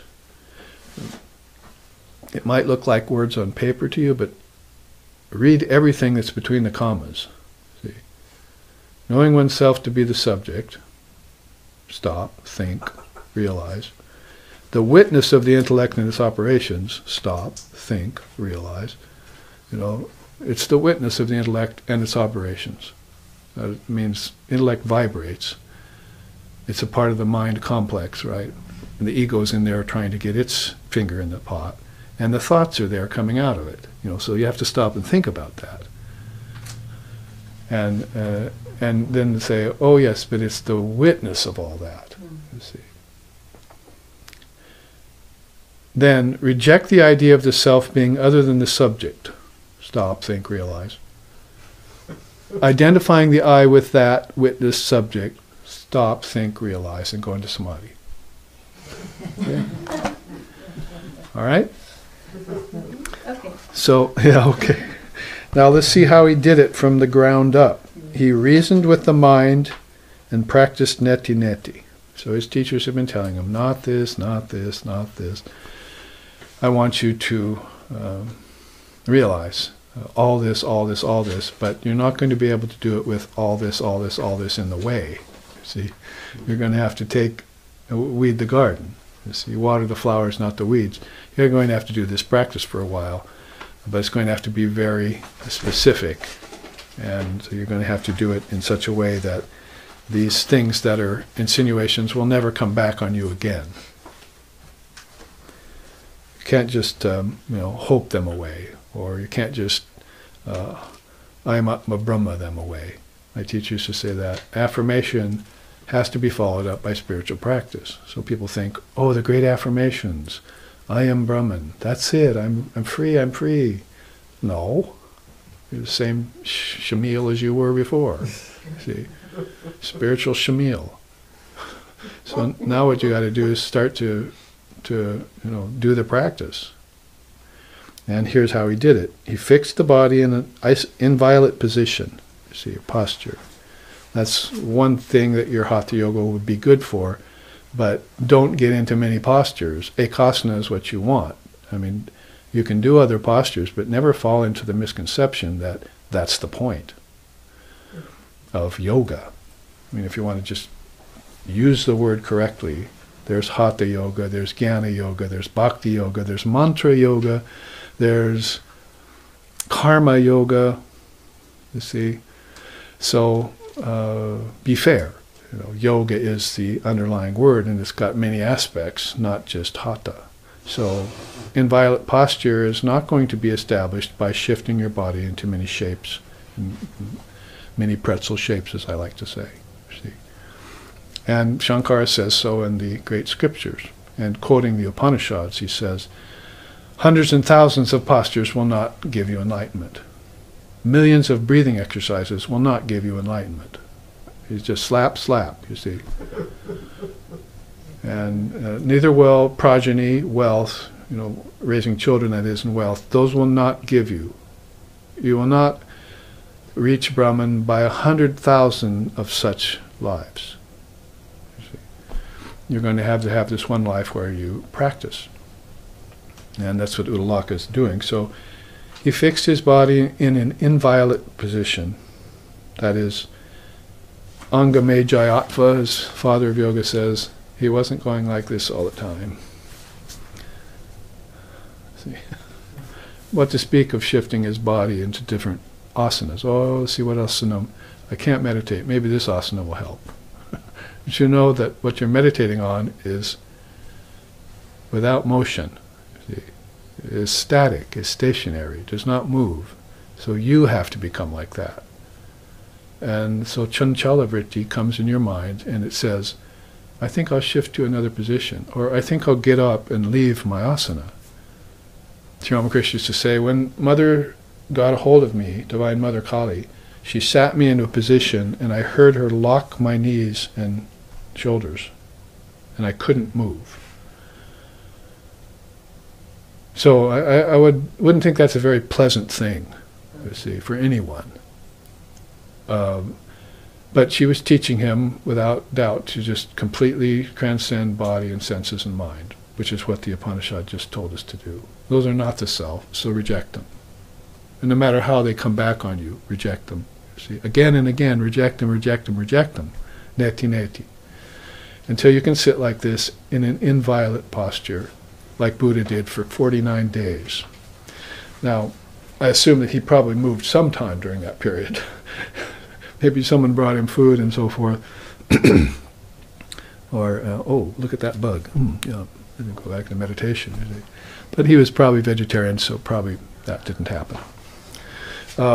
Whatever the case may be, this inviolate position was theirs. Christ in the wilderness sat still for so long that they say snakes slithered across his lap. You could see the trail in the sand or in the dirt, you see. And seeds fell in his hair from the tree he was sitting under, and birds lit there and pecked them. Talk about an inviolate posture, you see. So these are yogis, basically. And yoga is that underlying word. Vedanta that I'm teaching you here isn't really a practice, it's a statement of truth. Yoga is the practice. So if you get yoga and Vedanta together, you've got the two most powerful spiritual forces in the world for sadhana. Not for prayer, not for salvation, not for worldliness, certainly, you see, not for superficial religion or convention, for sadhana. Those two, get them together and you have the tools you need. Then you focus the mind, and you can see the equivalence over here in Sanskrit as we go up Uddalaka's journey. We'll have to break here soon take the rest of this after the break, but you can see manana and yukti. Remember I said Shravana, manana, Dinijasanam, and Shruti Yukti Anubhava. So he starts out with reasoning with the mind, that this is the right thing to do. Even before he sits in a posture, what's that tell you? That many, many thousands of years later, Patanjali came again in another body and fabricated or composed the eight-limbed yoga, and it started out with the yamas and niyamas, right? Austerities, studying the scriptures, before asana. See? Before asana he did this. Didn't just throw himself into a bunch of asanas and then reason with the mind later. He found out he made the conclusion. He decided what to do. And so that was going to stand him in good stead through the whole process. This is more like an inviolable mind, like an inviolable posture. So should hatha come first, or should the yamas and niyamas come first? Patanjali, the father of yoga, thinks that the yamas and niyamas come first. Purification of mind and senses, all those things, you see. So there was a lot of work to do right there. And he came up to ekasana. Eka means one, so he took one posture finally. Probably when he was reasoning with the mind, he was checking out his postures. Maybe I'll sit in virasana, with my legs under me like the Zen Buddhists, you see, or something. Maybe I'll try different postures to find out that one that's going to afford me the longest lived sitting session. Zazen, you see.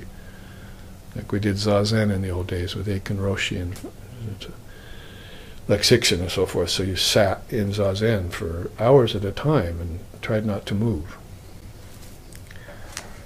Which was not easy for, young Western men and women. Now, next came focus the mind, or dharana. And we'll stop here for our break, but let me sing about what happens to a person who does this much of the practice. You probably heard. Etani vinati raghunandana se dukha dandva hamara bitauji. Etani vinati raghunandana se dukha dandva hamara bitauji. Dukha dandva hamara bitauji. Dukha dandva hamara bitauji. Dukha dandva hamara bitauji. Dukha dandva hamara bitauji. Etani vinati raghunandana se This is my prayer to thee, O Raghunanda.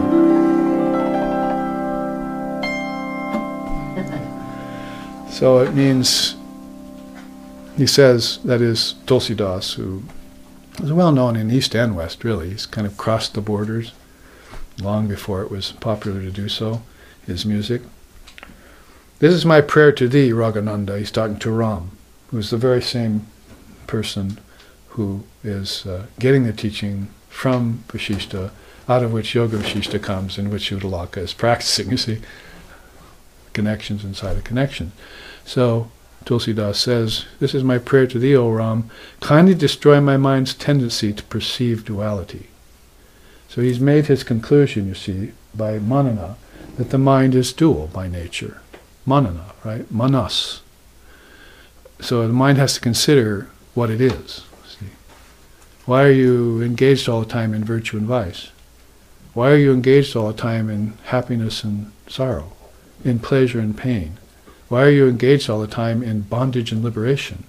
Why don't you just settle this mess and make thine eye single? So kindly destroy my mind's tendency to perceive duality. If there's any good prayer, you see, that would be well thought. Not give me this, give me that, save me from suffering or whatever. It's going to be, if my mind was one-pointed, none of this would be plaguing me.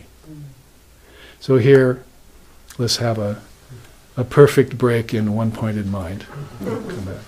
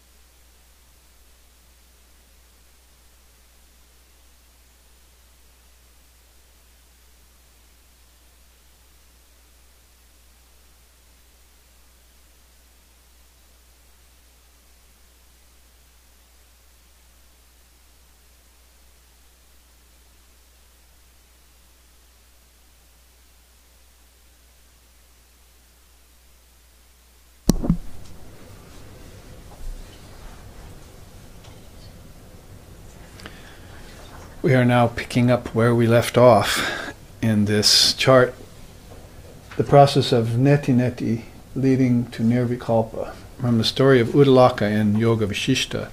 And we're doing this in accordance with this second sloka of the Adhyatma Upanishad. Knowing oneself to be the subject, the witness of intellect and its operations, reject the idea of self being other than the subject, and identify it with the witness, or the eternal subject. So there has been a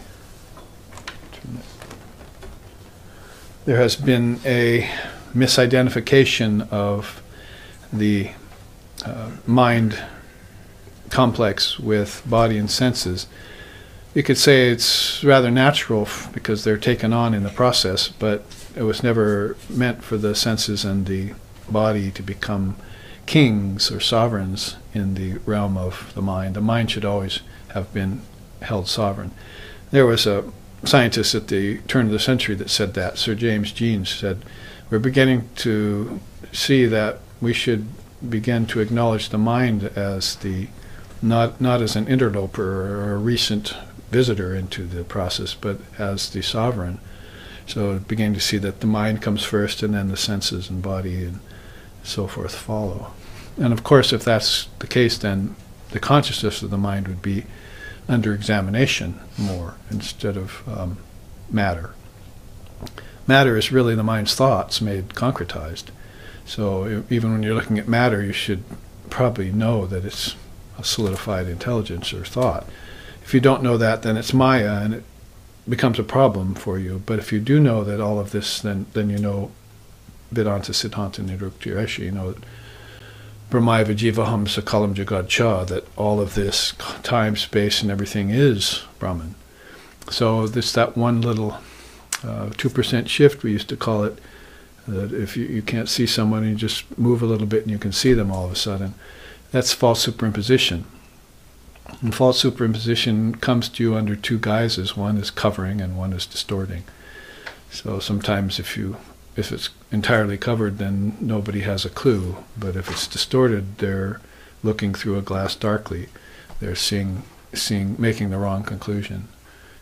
So this imperfect vision doesn't just happen with the physical eyes and you need to get glasses. It happens with the inner eye too. It gets covered over or its vision gets distorted, even at a very high level, as Uddalaka found, because when he saw the light, he found that it stunned him, and then he had to look through the light.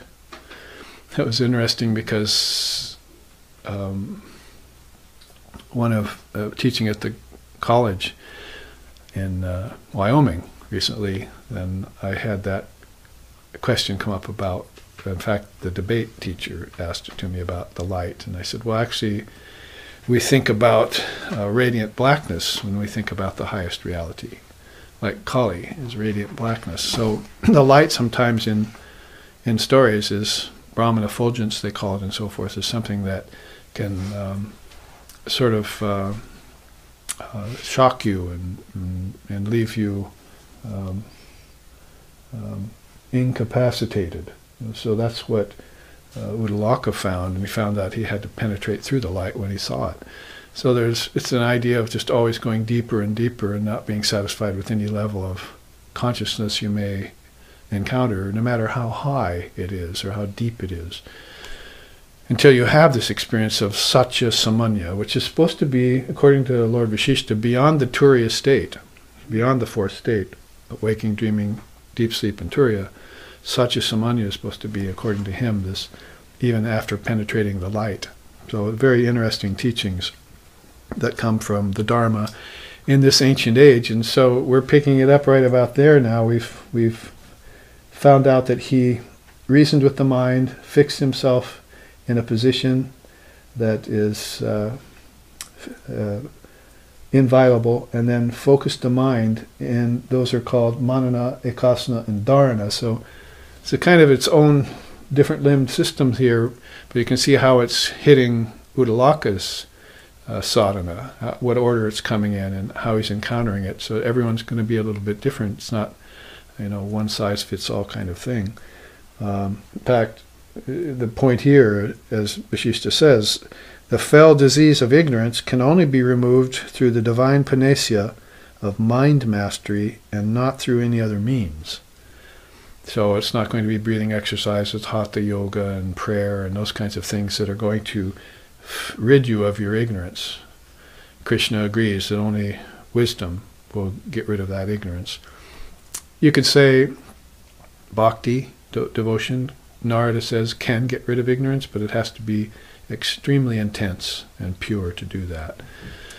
The naturalness of wisdom coming forth into the picture just dispels darkness like a explorer's torch dispels darkness from a cave that's been dark 1,000 years. It doesn't take 1,000 years to go away. So that's the nature of wisdom. You bring it into the cave of the body, or the cave of the heart, or the cave of the mind. Any of those three caves that they often talk about, then the effect is going to be gone, utterly gone. That's how Ram Prasad sings about it in his song. I woke up one morning, and my ignorance was gone, utterly gone. Because who can conceal the truth? It would be like trying to conceal a blazing fire with a cotton cloth. It's not going to work. It's actually, the light's going to say, bring on more darkness. I love to eat that stuff. You see. I'll just devour it. So that's the intrepid spiritual traveler who reaches these higher states of awareness and is possessed of its own consciousness, its own inherent consciousness. The musk deer running around in the forest looking for that scent, and drives itself crazy until it realizes that musk is in its own navel, that it's the source of that wonderful aroma. And that's sort of what Sri Ramakrishna used as a metaphor to explain how the soul will eventually stop looking for things outside. As I was speaking to the Wyoming students in college recently, that all of this search outward is only really meant to perk this inner knowledge that's already within you. Education is the manifestation of the knowledge already within man, as we quoted yesterday. So this is why beings like Swami Vivekananda, on this level, he used to call himself Satchidananda, is why I refer to that before he came west. But when he was why he appealed so much to the intellectual Westerners. And if you find out about his great master, Sri Ramakrishna, then you'll find out that there are many simple ways of explaining these truths, like the musk deer, and the duck should be in the water, but the water shouldn't get in the duck. I mean, you can take any saying like that, and just say, well, that's the meaning of all this, is to not allow the water of Maya to get in the first place. Otherwise, later on, you'll be trying to get, squeeze the duck free, wring its neck, wring its whole body, try and get that water out of it. So that shouldn't be the case. The boat should be in the water shouldn't be in the boat, he used to say. So, I mean, that's why whenever we think about him, we become so elated just with the thought that alone almost is enough to cause a high state of awareness. As is instanced, say, in something like this, that was written by one of Sri Ramakrishna's Muslim disciples. Parama Guru Siddha Yogi, Parama Guru Siddha Yogi, Matri Bhakta Yugavatar, Paramahamsa Sri Ramakrishna, Paramahamsa Sri Ramakrishna, Laho Pranam Namaskar. My students in India write me letters, say I always started out Namaskar. It always reminds me of Sri Ramakrishna Paramahamsa. So that was the same Sri Ram who is teaching, who is being taught by Lord Vashishta, who then gave him the teaching of Uddalaka and how Uddalaka practiced neti neti and reached the highest state of awareness. Pay it forward, look into the past, bring it to the future, to the present, it's all the same. It's cut the same way. It just all results in the same thing. As long as you're in the embodied condition, you keep your boat in the water, but you don't let the water get in the boat, and you can have happy sailing thereafter. Now, after he focused the mind, that's dharana. Actually, what I wanted to do is, there's always these different aspects to my charts, because I'm trying to bring out many facets of a single story into 1/8 by 11 that becomes a 24 by 36, and which at the college last year I finally got to use the big screen, and it became a 12 by 36 or whatever. And that was really nice to see big images of Vivekananda coming on the screen. But you can see that there's a sidebar up of each side. So we're talking about this whole level of this process, neti neti, as being sadhana. But when it reaches this place, it will become Savikalpa Samadhi. Savikalpa Samadhi is the many lower samadhis, the samadhis of knowledge, the samadhis of bliss, the samadhis of ripe ego, I say, selfhood, coming into its own, maturing ego, and then finding nirvikalpa at the highest level. So you can see how, this would be a kind of unspoken triputi in Vedanta. When I said read the Gospel of Ramakrishna, and he's always talking about spiritual experience, he wants you to be there. He figures, you've books and temples vain thy search. Hopefully you've done all that already. So when you start reading me, or you come into my presence, you would already be at the level of wanting to perfect yourself, wanting to polish the diamond. And the diamond's there already, but it's not glossy and shiny yet. It's a little bit in the rough. So that's what sadhana does. And then you'll start having these experiences just as a matter of course. And maybe you'll start having them and you don't even know you're having them. That quite like knowledge samadhi is like that. One day you wake up and my ignorance was gone, utterly gone. But maybe that happened to you in the form of, I know this, and I've known this before, and there's no reason why I should ever forget it again. And that's a kind of knowledge samadhi that visits you, and you can use it to your advantage and for the highest good of other beings too. You begin to, at that point, become a hero, as we said earlier in the first half. That is, you turn from pasu to virya. Pasu is animalistic, and there's a kind of devotee that's animalistic still. And then they turn heroic, you see, and then they turn divine. Those are another triputi of teachings in the Tantra. So, back on track here so we can finish this chart, hopefully. This is the kind of thing that we'll do next week in Seattle at our retreat. Take the Devi Upanishad and just get lost in it, basically, is what I plan. And then when it comes time for a break, we'll find that we're found. And we lost ourselves to find ourselves again, as Christ said in the Gospel. Controlling the 5 pranas comes next. And yes, that is done by pranayam. Last night you saw me at the puja when I was doing the purifications. I did the puraka, kumbhaka, rechaka, kumbhaka, over 16 count for each movement of the breath. And that was to purify my body so that the Divine Mother could use it as a pujari, taking on a spiritual body. So I did a bunch of different offerings and practices in a short amount of time to make myself fit for that puja. And so this is quite an art, really, and in India they may take much longer to do that in much longer pujas, but last night was an example of how that happens, and pranayam was an important part of that, because you spend a lot of time purifying the elements, and then you purify the body and the senses, but the senses are operating by prana, and water has got prana in it, and food has prana in it, so pretty soon you have to come to prana, and that's one of the problems, that we haven't. We don't know that man doesn't live by bread alone. Bread is everything to us, food is everything to us, and not in the right way always either. We're not treating our food with reverence and with sacredness, and knowing that prana is in it, and knowing that Divine Mother is in it in the form of food. Anapurna, Sadapurna, Shankara, Pranavalabe. Jnanam Vairagyam Siddhyartham Bhikshum Dehi Cha Parvati. Parvati, O Divine Mother of Lord Shiva, existing as the nourishing power in this food, bless us with this prasadam, is the chant. So food has mother in it in the form of prana, and if you were to get a hold of the prana and follow it inward, like into dream or into meditation or at death, then you'd find Shakti. Prana would be connected to Shakti.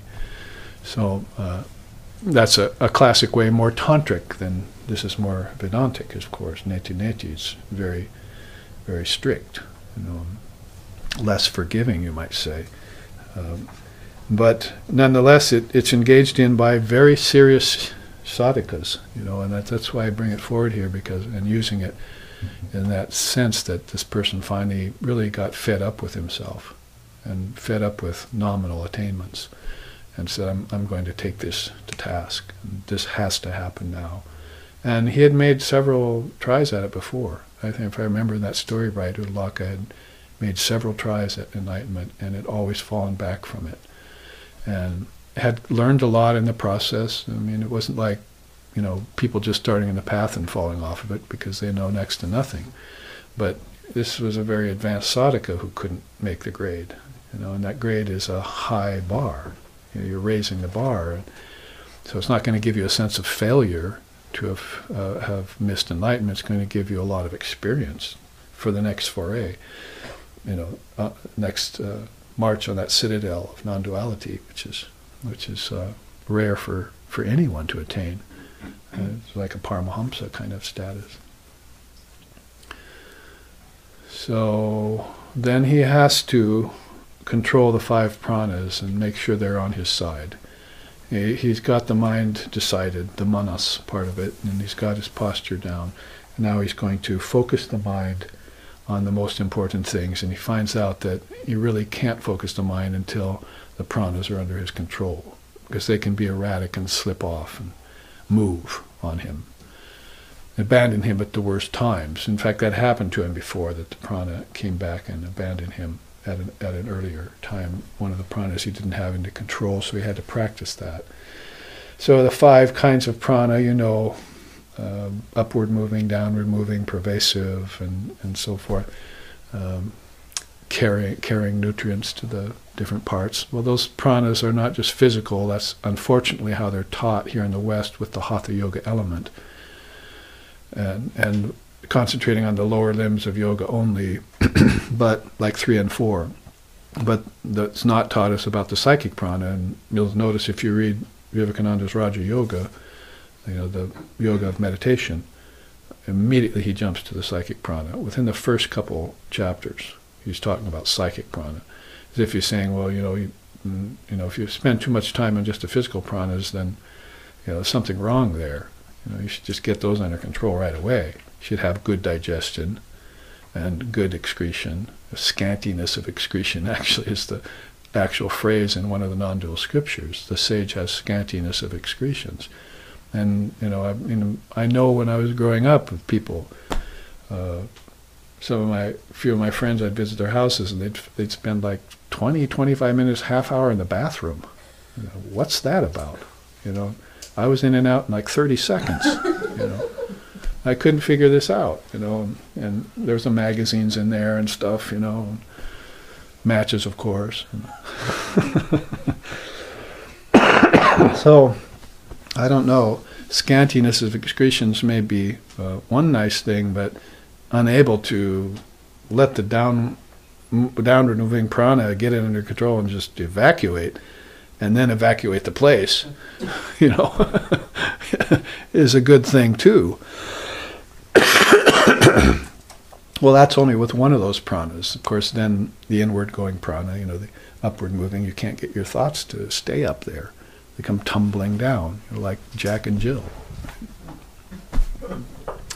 So you need to get them up and keep them up, And they say that 5th yoga is the favorite one of the yogis. That one that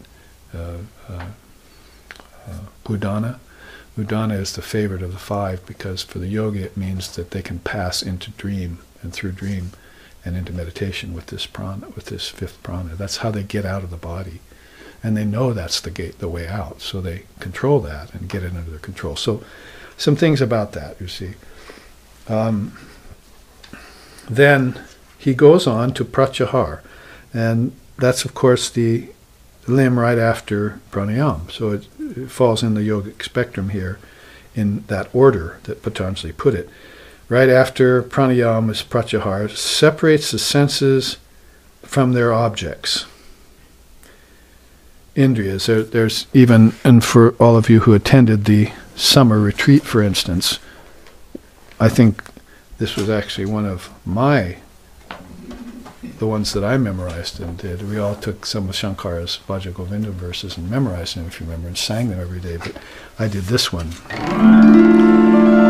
Pranayamam pracyaharam nicha viveka vicharam japyam sameta samadhi vidanam kurva vadanam mahadavadanam Bhaja Govindam mudhamate samprapte sanihite kare nahi rakshati dukrin karine. So Bhaja Govindam, Bhaja Govindam, Bhaja Govindam. Adore the Lord, worship the Lord, you fool. Buddhamate. Because when the time of death comes, then what good will any of this Maya do you? You know, rules and regulations and grammar and so forth. Etymology, as we were studying about yesterday, it's not going to take you to the goal. In fact, it might just keep you from it. You know, concentrating too much on that and not enough on divine reality, too much on the relative and not on the real. So in that case, you look ahead, and you can see that it's not long before he will have to simulate death.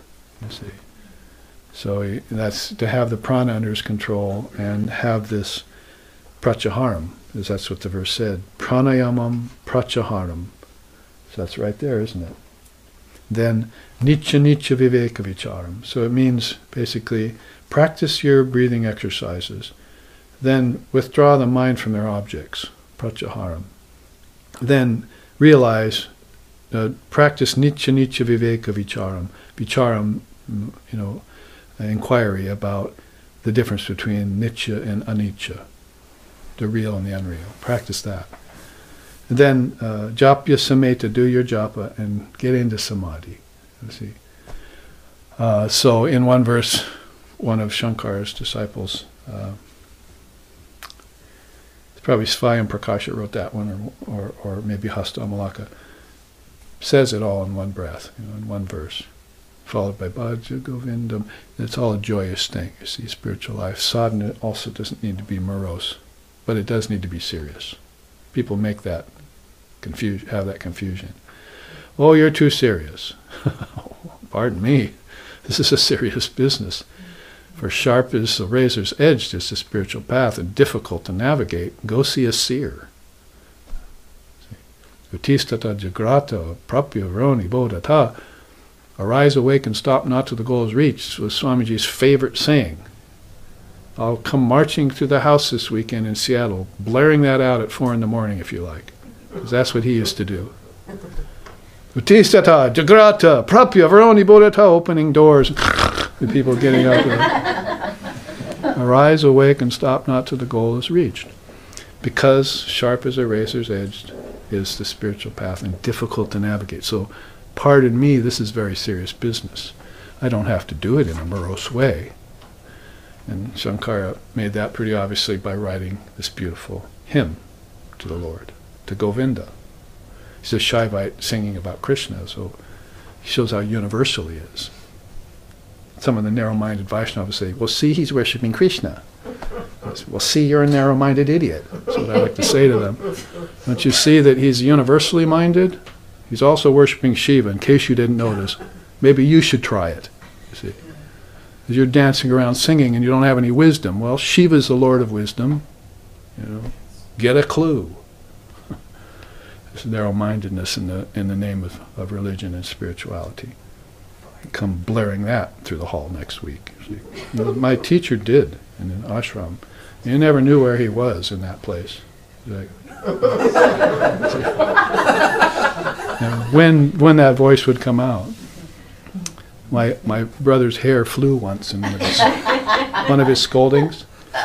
Just found him talking about worldliness in the ashram, and he just blasted him, and I saw Steve's hair like fly in the... This is not a social club, he would say. He would roar. Not come here for anything frivolous, this is serious business. So my point, let's make sure that we know what's serious, and then we can go about it in a light and joyous way. It's a good combination. But there are parts of this where it's probably not going to be so joyous. It's called getting rid of your ignorance. It's a kind of suffering, and heat, austerity, tapas. It heats you, and it's not comfortable. So that's why he needs to make these different forays. When he's more together, go back, find out what he didn't have last time, put that in place, go forward, try it again. Sort of like a mechanic working on a car. Oh, I forgot to put a spark plug in, or didn't connect up that distributor coil. What's wrong here? So you put it together and then try the test drive again. You see. And then charge an exorbitant amount for giving the car back. You see, or maybe not. Hopefully. So separate the indriyas from their objects. Pratyaharam, pranayamam, pratyaharam, nitya viveka vicharam. All put very nicely in Shankara's hymn, which was thousands of years later than Uddalaka tried this. Then Indriyajaya, close the 9 gates of the body. If you want to count the apertures, go ahead. I missed one? Okay, yeah, sorry. We'll count the apertures later. So pranayam, pratyaharam, then vairagyam, render objects non-existent with clear discernment. I'm glad I didn't pass that one over, because we were talking about it yesterday, how science has helped us do that. That it's afforded us actual physical proof that the objects are not real. I don't know what people are waiting around for, if they're scientists, to make the conclusion that this world is illusory. And it's not, you don't have any place to lay your head here, and objects are unreal, why should you covet them and attach to them? I don't know why people are waiting around here in this movement called quantum physics that's going on. What's causing them to stop making the apt conclusion that the Buddhists made back when Lord Buddha lived in 550 BC, that shunyata, that everything here is empty. And then Christ 550 years later, can't build your house on shifting sand. This is all shifting sand. So they knew this thousands of years prior to Buddha even. Buddha was a recent kid on the block. Buddhism is the new religion in India. And, Muslim religion is the new religion in the Middle East. Muhammad is the new kid on the block. So these are recent religions. It shows how East has ancient religions, and especially India goes back thousands of years back to Ram. He's before Krishna, you see. So, render these objects non-existent with your clear discernment. See through them. Don't get into sensationalism and occult powers, trying to levitate things. What's that worth? But a lot of your effort that might not prove anything. See through them. You can do that if your eye is single. So clear discernment is called khyati. Khyati is the word in both Buddhism and in yoga, Patanjali's yoga. Clarity, clear discernment.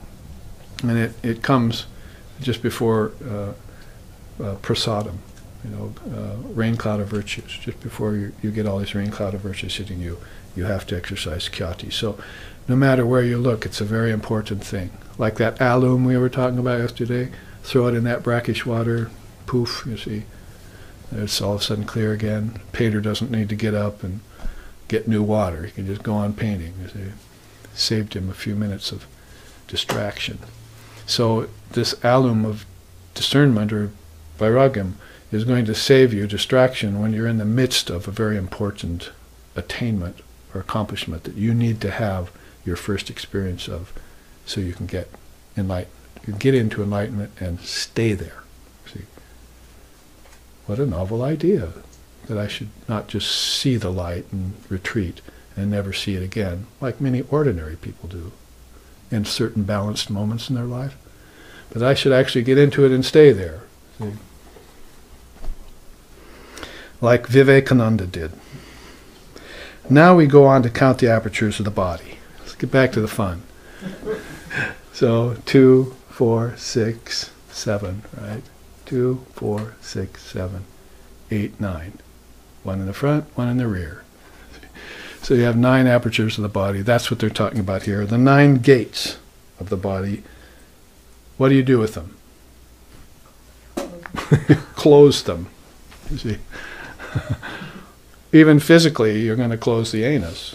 You see, there's a exercise where, when you meditate and you're doing it in accordance with pranayama and hatha asana, that you clench that and hold it for a while, so that it stops leaking out. You have the feeling of building a muscle that can retain. You see, I mean, isn't this the outgoing prana and the ingoing prana at a finer level than excretion and so forth? So there are different levels of those 5 pranas at different levels of your consciousness. Indriya Jaya, so it's mastery over your 5 senses. And then dhyan. Now we get to fastening the mind in the heart to simulate death. So here you've transcended these lower 3, eating, drinking, and sex life centers, speaking in Kundalini speak, and then you've consciousness has arrived at a new station. And Sri Ramakrishna said, man eats, drinks, sex life all the time, but then does a little practice and consciousness rises to the heart, and he says, oh, what is this? What is this? And he hears the sound of Om. That's Anahata chakra. Anahata is a name for Om. It's a name for the pranava. So they say sometimes you hear Om at the navel. Maybe you catch a distant inkling of it, but where it's really emanating from is there, and there. You get deeper and deeper into it, this shabda, they call it, or the Holy Mother called it this Anahata Shabdini. It's this path of inward moving, till you find this source of this rumble, this deep rumble of consciousness, of 1,000 bumblebees humming at the center of your being. The mystics, will often hear that and follow its course. And there are different teachings about it once you hear it. So at that point, you can find the source of something real and fasten your mind there and meditate for a while. These stages on a 8x11, they look like, I'll just quickly pass through them. But you might spend, months or longer at each one of them, getting them under grips. And that's what he's doing. He doesn't want to have any holes in his game, that Maya can leak in later, and spoil his bid for enlightenment. That's happened to him a couple times already. He's got a very enlightened father, Udalaka, who's already realized, so his father encourages him to get his first conscious lifetime. Take your place among the seers, he tells him. The knowers of Brahman. Take your place among the highest knowers of Brahman. So this is what he's being called upon. It's not like, cut your hair, get a job, and get some money. It's like, get realized. I wish my dad had been that adamant about it. Then, at the top of the heap of sadhana, you might say, is this tendency here, this accomplishment. Destroy the mind's tendency towards thought forms. We know, for instance, that it's being sung about in different ways. also in the tradition.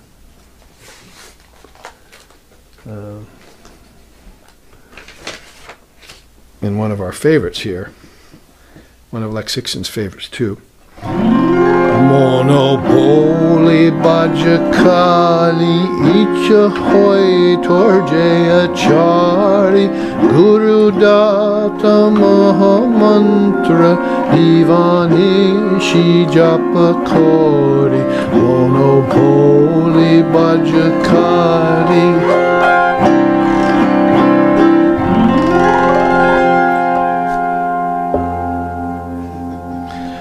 So we know that he says, "O playful mind, meditate on the mystery within you, using any method of worship you please, or simply breathe day and night the holy name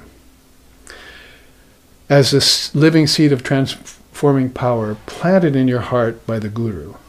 See, at the time of initiation, right? The living seed is the holy name, the bijam, planted in your heart at the time of initiation by your Guru. You have to think back on that and recall it and water it with the tears of your devotion and keep it alive. Otherwise, mantra becomes, as Holy Mother said, like as dull and dry as digging the dry earth with a spade. You know, some poor farmer out there doing that all day. So you have to water it. You have to keep it living, and that seed is living. It's deep within your heart as Tripura Sundari. Guru gave you one of the goddesses when he initiated you, the first. That's the mantra itself and its form and its seed. But there are two other forms of the goddess, Tripura Sundari, that exist within you, and if you do the mantra right, you'll encounter them as you do the mantra over years. In fact, our own founder, Lex Hickson, who loved this song, we saw him doing that. The mantra that was always going on, he was carrying his beads all the time, his lips were always moving, when he was even out and about. And we saw him just get more and more elated and more intoxicated, and the holy name was bubbling up spontaneously, and and he wrote his great book about the mother that had some of these poems of Ramprasad in it. Hymns of Tantric Enlightenment, he called it. So you know that he must have encountered Mother, and she was pouring that wisdom into him. So at the height of sadhana then, there's this fastening the mind and the heart, hearing that sound, the great bija, and simulating death. Your ego dies. The Zen Buddhists say, the Roshi will say, "Have you died on your cushion yet?" Call you out of zazen and bring you in for a private meeting. "Have you died on your cushion yet?" is one of the questions. So, of course, that's the ego. And if you say yes, then, well, you're still here, aren't you? Ha ha, you see. Oh, you thought the ego was your true self, right? But it died and you're still here. How about that, you see?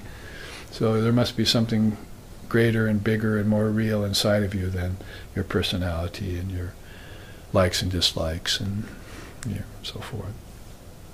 Well, if you go beyond the dotted line, then you're entering into Savikalpa Samadhi, those two divisions of Samadhi that Vedanta is holding forth for you, just like yoga held forth asampragyata and sampragyata, unseated and seated Samadhis.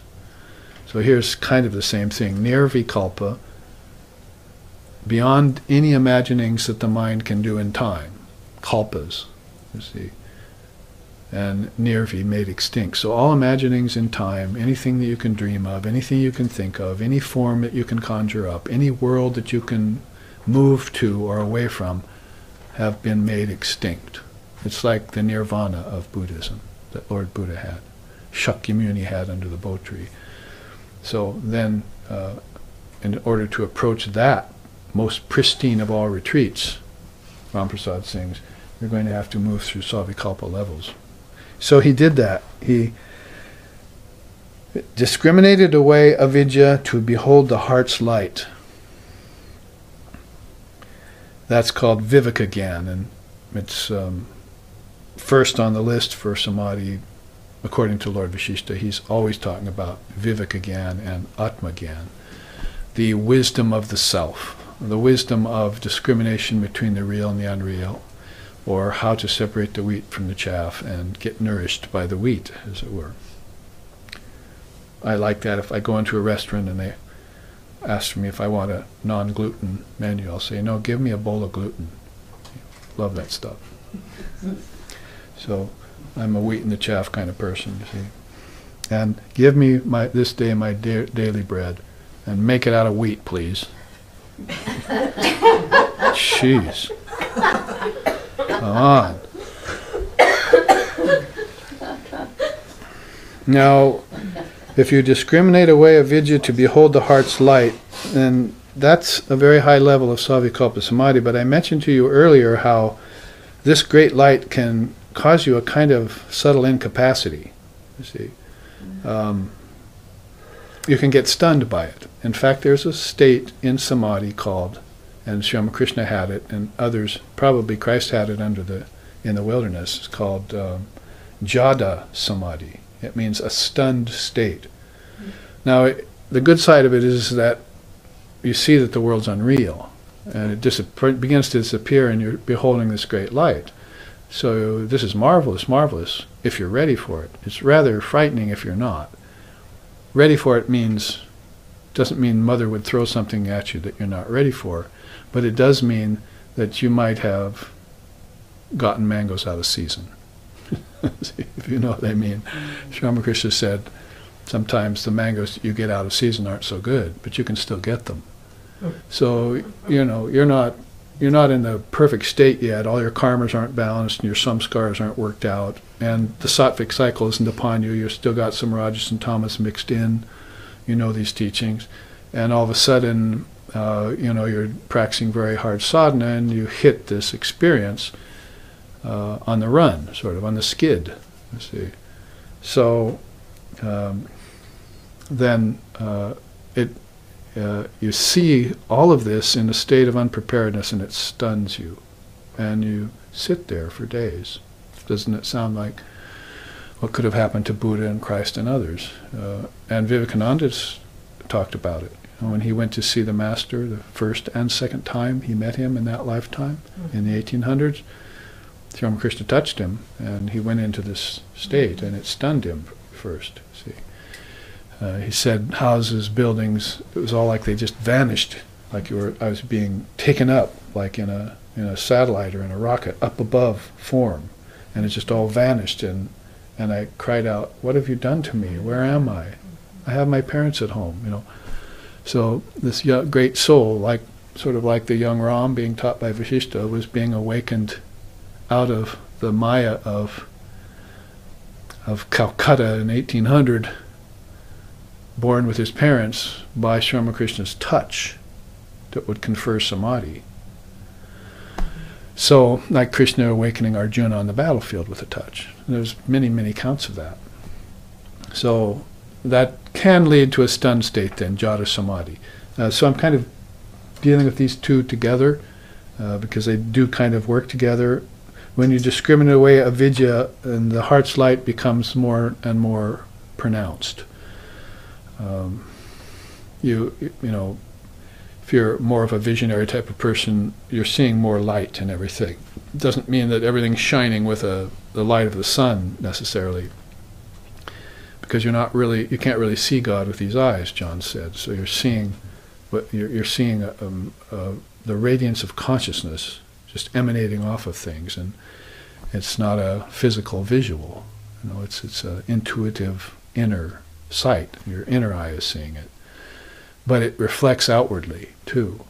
So there is a sheen on everything, like Sri Ramakrishna said at the Wax Museum. I see that, you know, that's just like I see everything out here. It's all made of Brahman, like those wax figures are made of wax. So I'm seeing that one consciousness everywhere, and there's a kind of shine to it.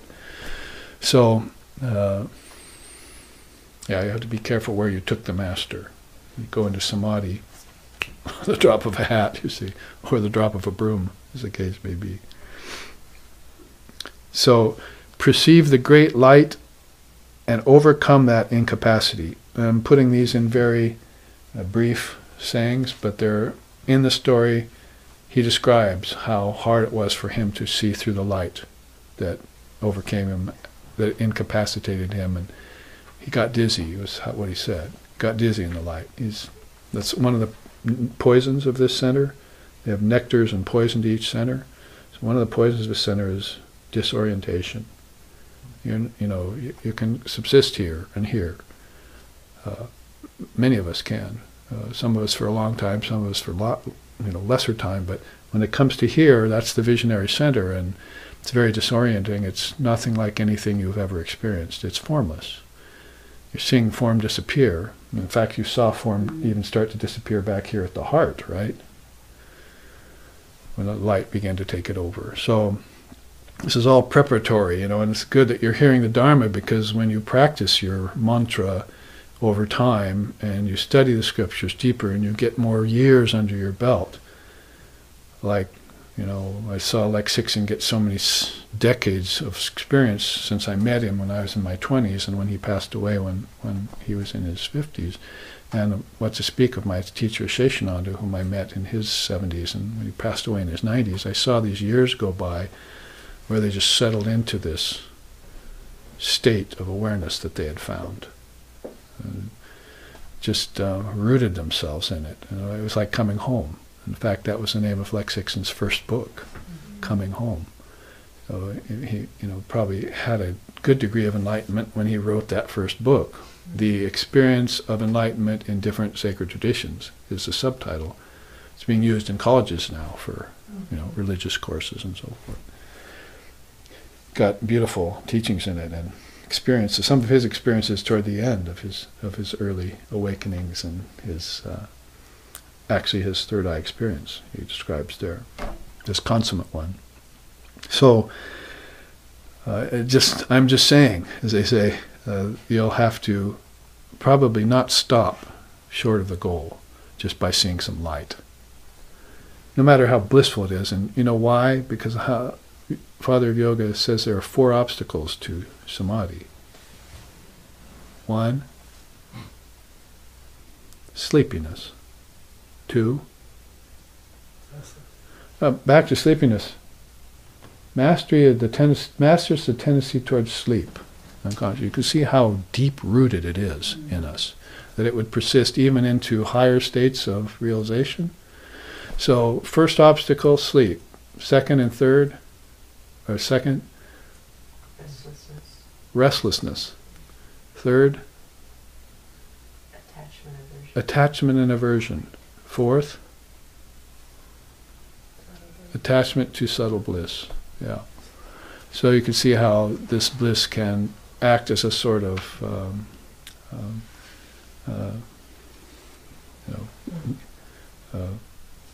deal breaker. You see, I thought we had a deal that I was one with myself. You see, oh no, not yet. You're not. Not till you realize it. So in that way, you see this come forward. Brahma Jyoti, the light of Brahma, the light of Brahman is there. Perhaps this is why the Vaishnavas think that the Brahman effulgence isn't the highest thing. Maybe they heard that Lord Vashishta taught that to Ram in earliest times. Anyway, whatever the case may be, because there is a fuller light, you might say, still to come. What was making him unable to see the light as it really was, possibly, was this state of sleep or swapna. Swapna Jaya. He hasn't got victory over sleep. Now, this isn't like as a yogi practitioner, he got victory over regular sleep. But there's a kind of nescience that's a kind of sleep for the soul that still is in him, you see.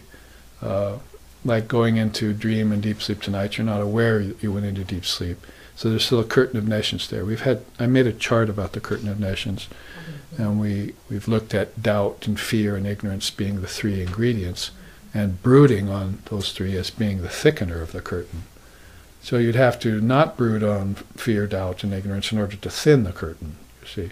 And then you begin to see the light as it really is, and not through some glass darkly, again, through curtains or opaque kind of barriers and so forth.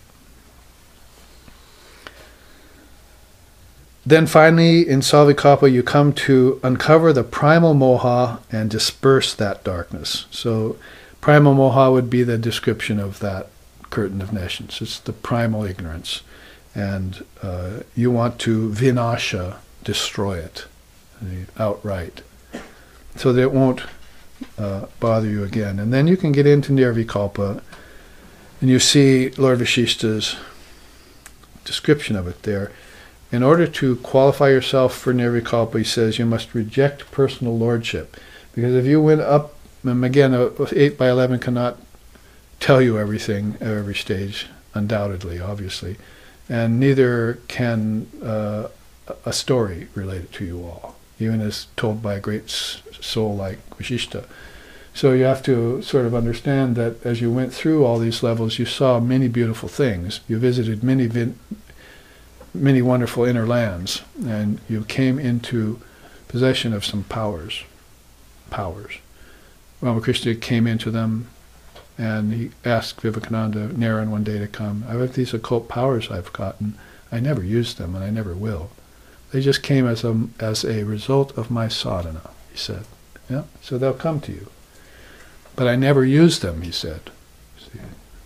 And do you want them, Narayan? Narayan said, well, will they help me in my spiritual quest? That's the main reason I'm here.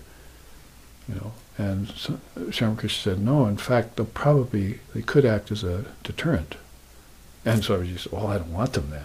Said, no way. So he rejected them. So this is an important teaching, and a lot of people are getting caught up in the occult powers and using them. Occult powers have a problem. There's a problem with them with the spiritual aspirant, but if you look out in the world, there's a huge problem with them in the world. Like one of them is called domination over others. That's an occult power. You want to get power over others. Just look at what governments are doing in the name of this and that, and how religion has gotten mixed up with it and so forth, which is not really religion anymore, and how much the power of domination is there as an occult power in everything. It's almost the main attainment that people want, is to get domination. And money, of course, and power plays all into that. So there's an equivalent to that, I'm saying, at the spiritual level, where you've gotten all these inner powers, and in order to get into Nirvikalpa, you're going to have to reject them, not use them, give them away, put them behind you, get thee behind me. Then you must transcend heavenly existence. You've had a lot of that here. It's like we just said, the fourth impediment is bliss. Fourth impediment to yoga is bliss. Call it bliss with a small b, small case b. Because an uppercase b is going to be ananda. And that's, the nature of Brahman. Brahman consists of pure existence, pure wisdom, and pure bliss. Sat Chit Ananda was what Vivekananda named himself, as I said before he came west. So that is the word, in India for absolute reality. So you can't downsize Ananda any. But there is a kind of bliss that comes to you with heavenly existence, and it makes you attached to those realms, those kingdoms of heaven within, and to those beings that people those kingdoms of heaven within, ancestors, celestials, gods and goddesses, so forth. About the level of the seers, that starts to fall away, and you want to take your place as one of the knowers of Brahman. So you give up heavenly existence. The knowers of Brahman aren't going to let you into their realm if you still have power over others, want power over others, or want to stay in a heavenly existence where there's extreme pleasure, exquisite pleasure. You cannot be a knower of Brahman. Sorry, you cannot pass. So that's the qualification for Nirvikalpa, 2 of them. Now the third one is refuse the occult powers, which we've already been through, so we may leave it at that. Now on the other side, there's this experience called Satta Samanya. I might have mispronounced that before. I might have said Satya Samanya, which means Satya means truth, but Satta Samanya, if I mispronounce it, is the correct way. And you see there from the bottom to the top, this whole chart moves. So freedom from mental thought forms are there. You want to be free of mental thought forms. And that's going to be, you're going to be called upon to do that. Transcendence of visible things. So thought and its manifestation, inner and outer objects, you might say. Ability to merge with the Atman. That's a very rare thing. It's the same when you get into other systems of philosophy or darshanas, that they talk about being able to merge with the Atman as being something very rare. You can have an experience of it and then you fall back from it again. You know it's there, but you can't maintain it. Like a lotus that opens in the sun, but when a cloud comes, it closes because it's too sensitive to hold itself when the light isn't there. But these great souls can hold themselves open even when the light is taken away from them. That's a very strong inner muscle. Like God all of a sudden abandon you, you're going to fall down, whimper and cry. No, you saw God. You know it exists. So just wait for it to come back. You see, it's called forbearance. And it's forbearance is the default zone of the wise.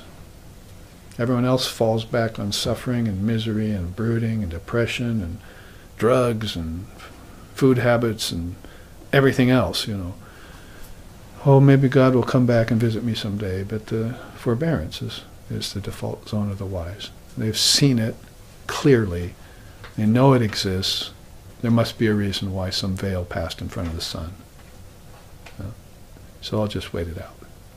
It's actually a teaching of the gunas, too, on very high levels. Those cycles still still persist. You know that from the teachings of yoga and Vedanta, that the gunas are one of the last things in yoga to overcome.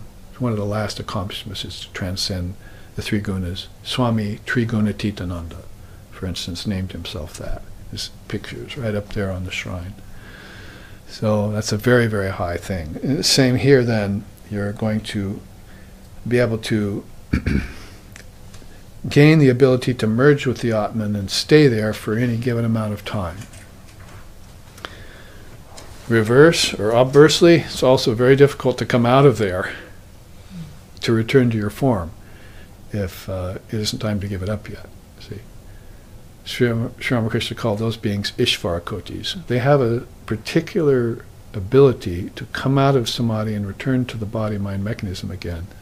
Whereas if other beings went into that high state, 11 days, it's all over. Their body would drop away like a blown-off leaf in a gale. See? So no sense of coming back anymore, no need to come back, no desire to come back, because desire is what brings people back, right? So if you can say that desire was wiped away to return, that's all she wrote. It's what Buddha said, have no hope for me forevermore, for the world, I'm gone, and I'm gone forever. I think with that statement he pronounced that he would never come back again. He was a videha mukta. Never take a body again. And I think what you see are emanations of him coming back. And a good point can be made for that philosophically, not that it matters that much. The ray of the sun and the sun have so much in common. Now, transcends Jivan Mukti and Videha Mukti. Funny, I just mentioned that. So Sato Samanya would mean you'd go beyond living liberated condition in the body, and you'd also go beyond giving up the body for all time, never coming back again. This makes me think of Swami Vivekananda, because it took a lot of convincing on Sri Ramakrishna's part to bring Vivekananda back to the earth. And he wouldn't have come back if he have attained Videha Mukti, and that's it. He wouldn't have been able to get him out of samadhi.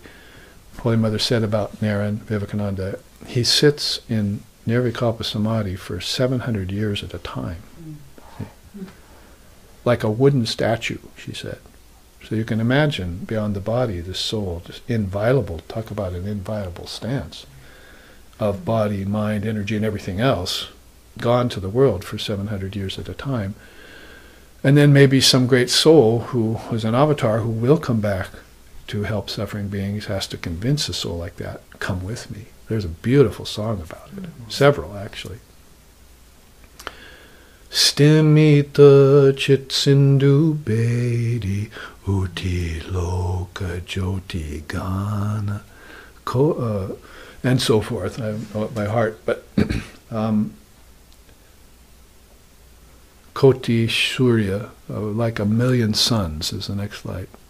You know, this soul who is like Sri Ramakrishna is like, you know, casting a million suns in a mold, is what it says in Bengali.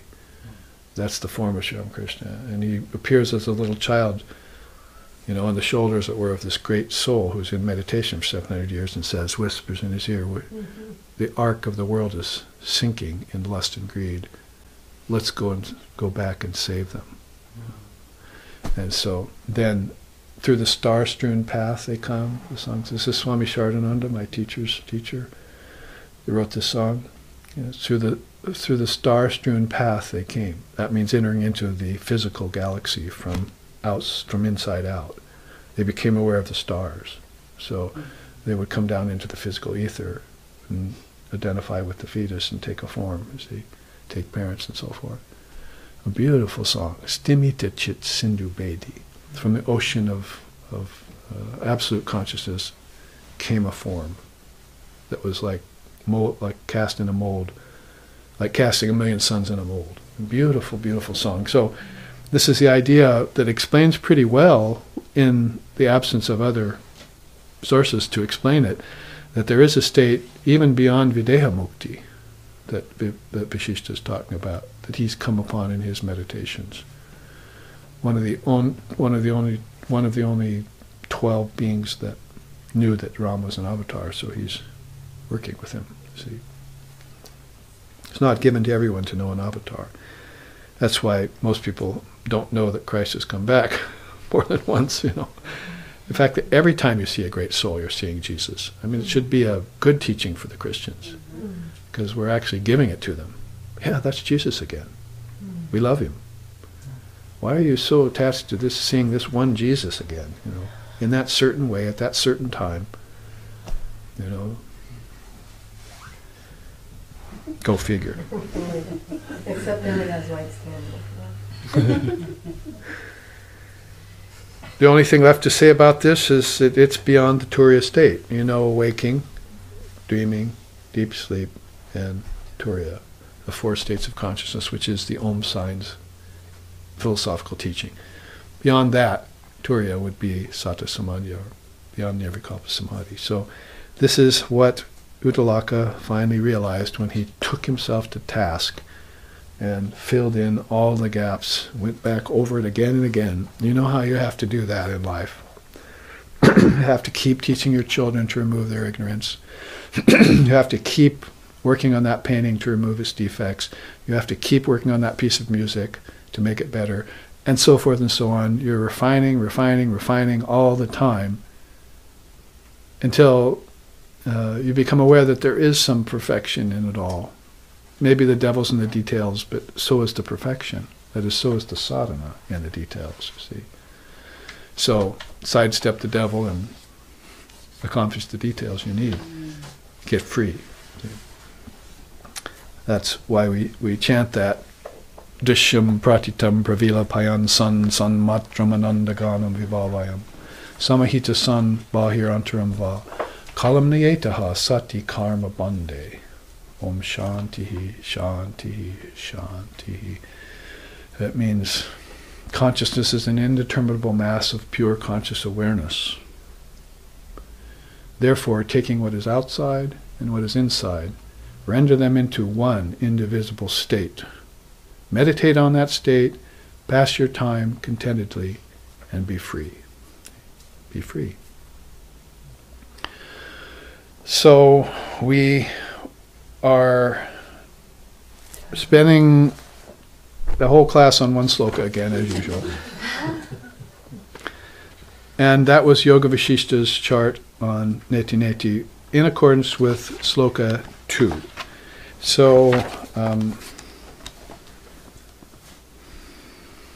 Yes, you can put that down. I saw it a long time ago. So all of you who want to have a copy of this, then you need to write to us, live streaming audience.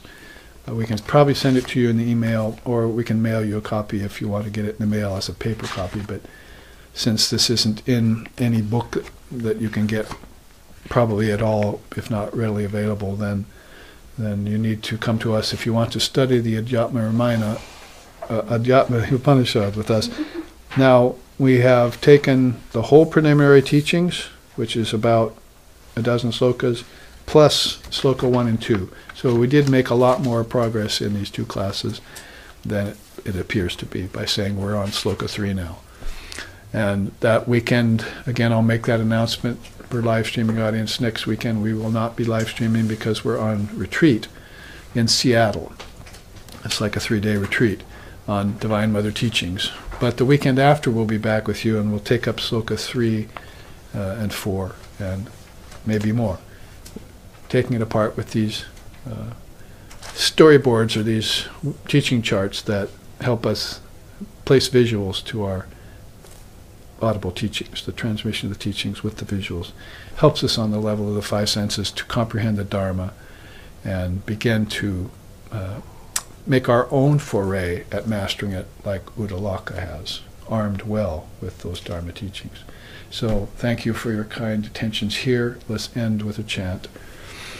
Om Sato, Om Sato Ma Sadgamaya, Tamaso Ma Joytirgamaya, Mrichor Ma Amritam Gamaya, Abira Abira Mayeti, Rudrayate Dakshinamukam, Te Namam Pahinicham, Om Shanti Shanti Shanti. Lead us from darkness to light. Lead us from lower truth to higher truth. Lead us from the unreal to the real. And lead us from the illusion of death to eternal life. Reach us through and through, O Lord and Mother, with thy sweet and benign presence. Om, peace, peace, peace. May peace be unto us, may peace be unto all. Om Hare Om.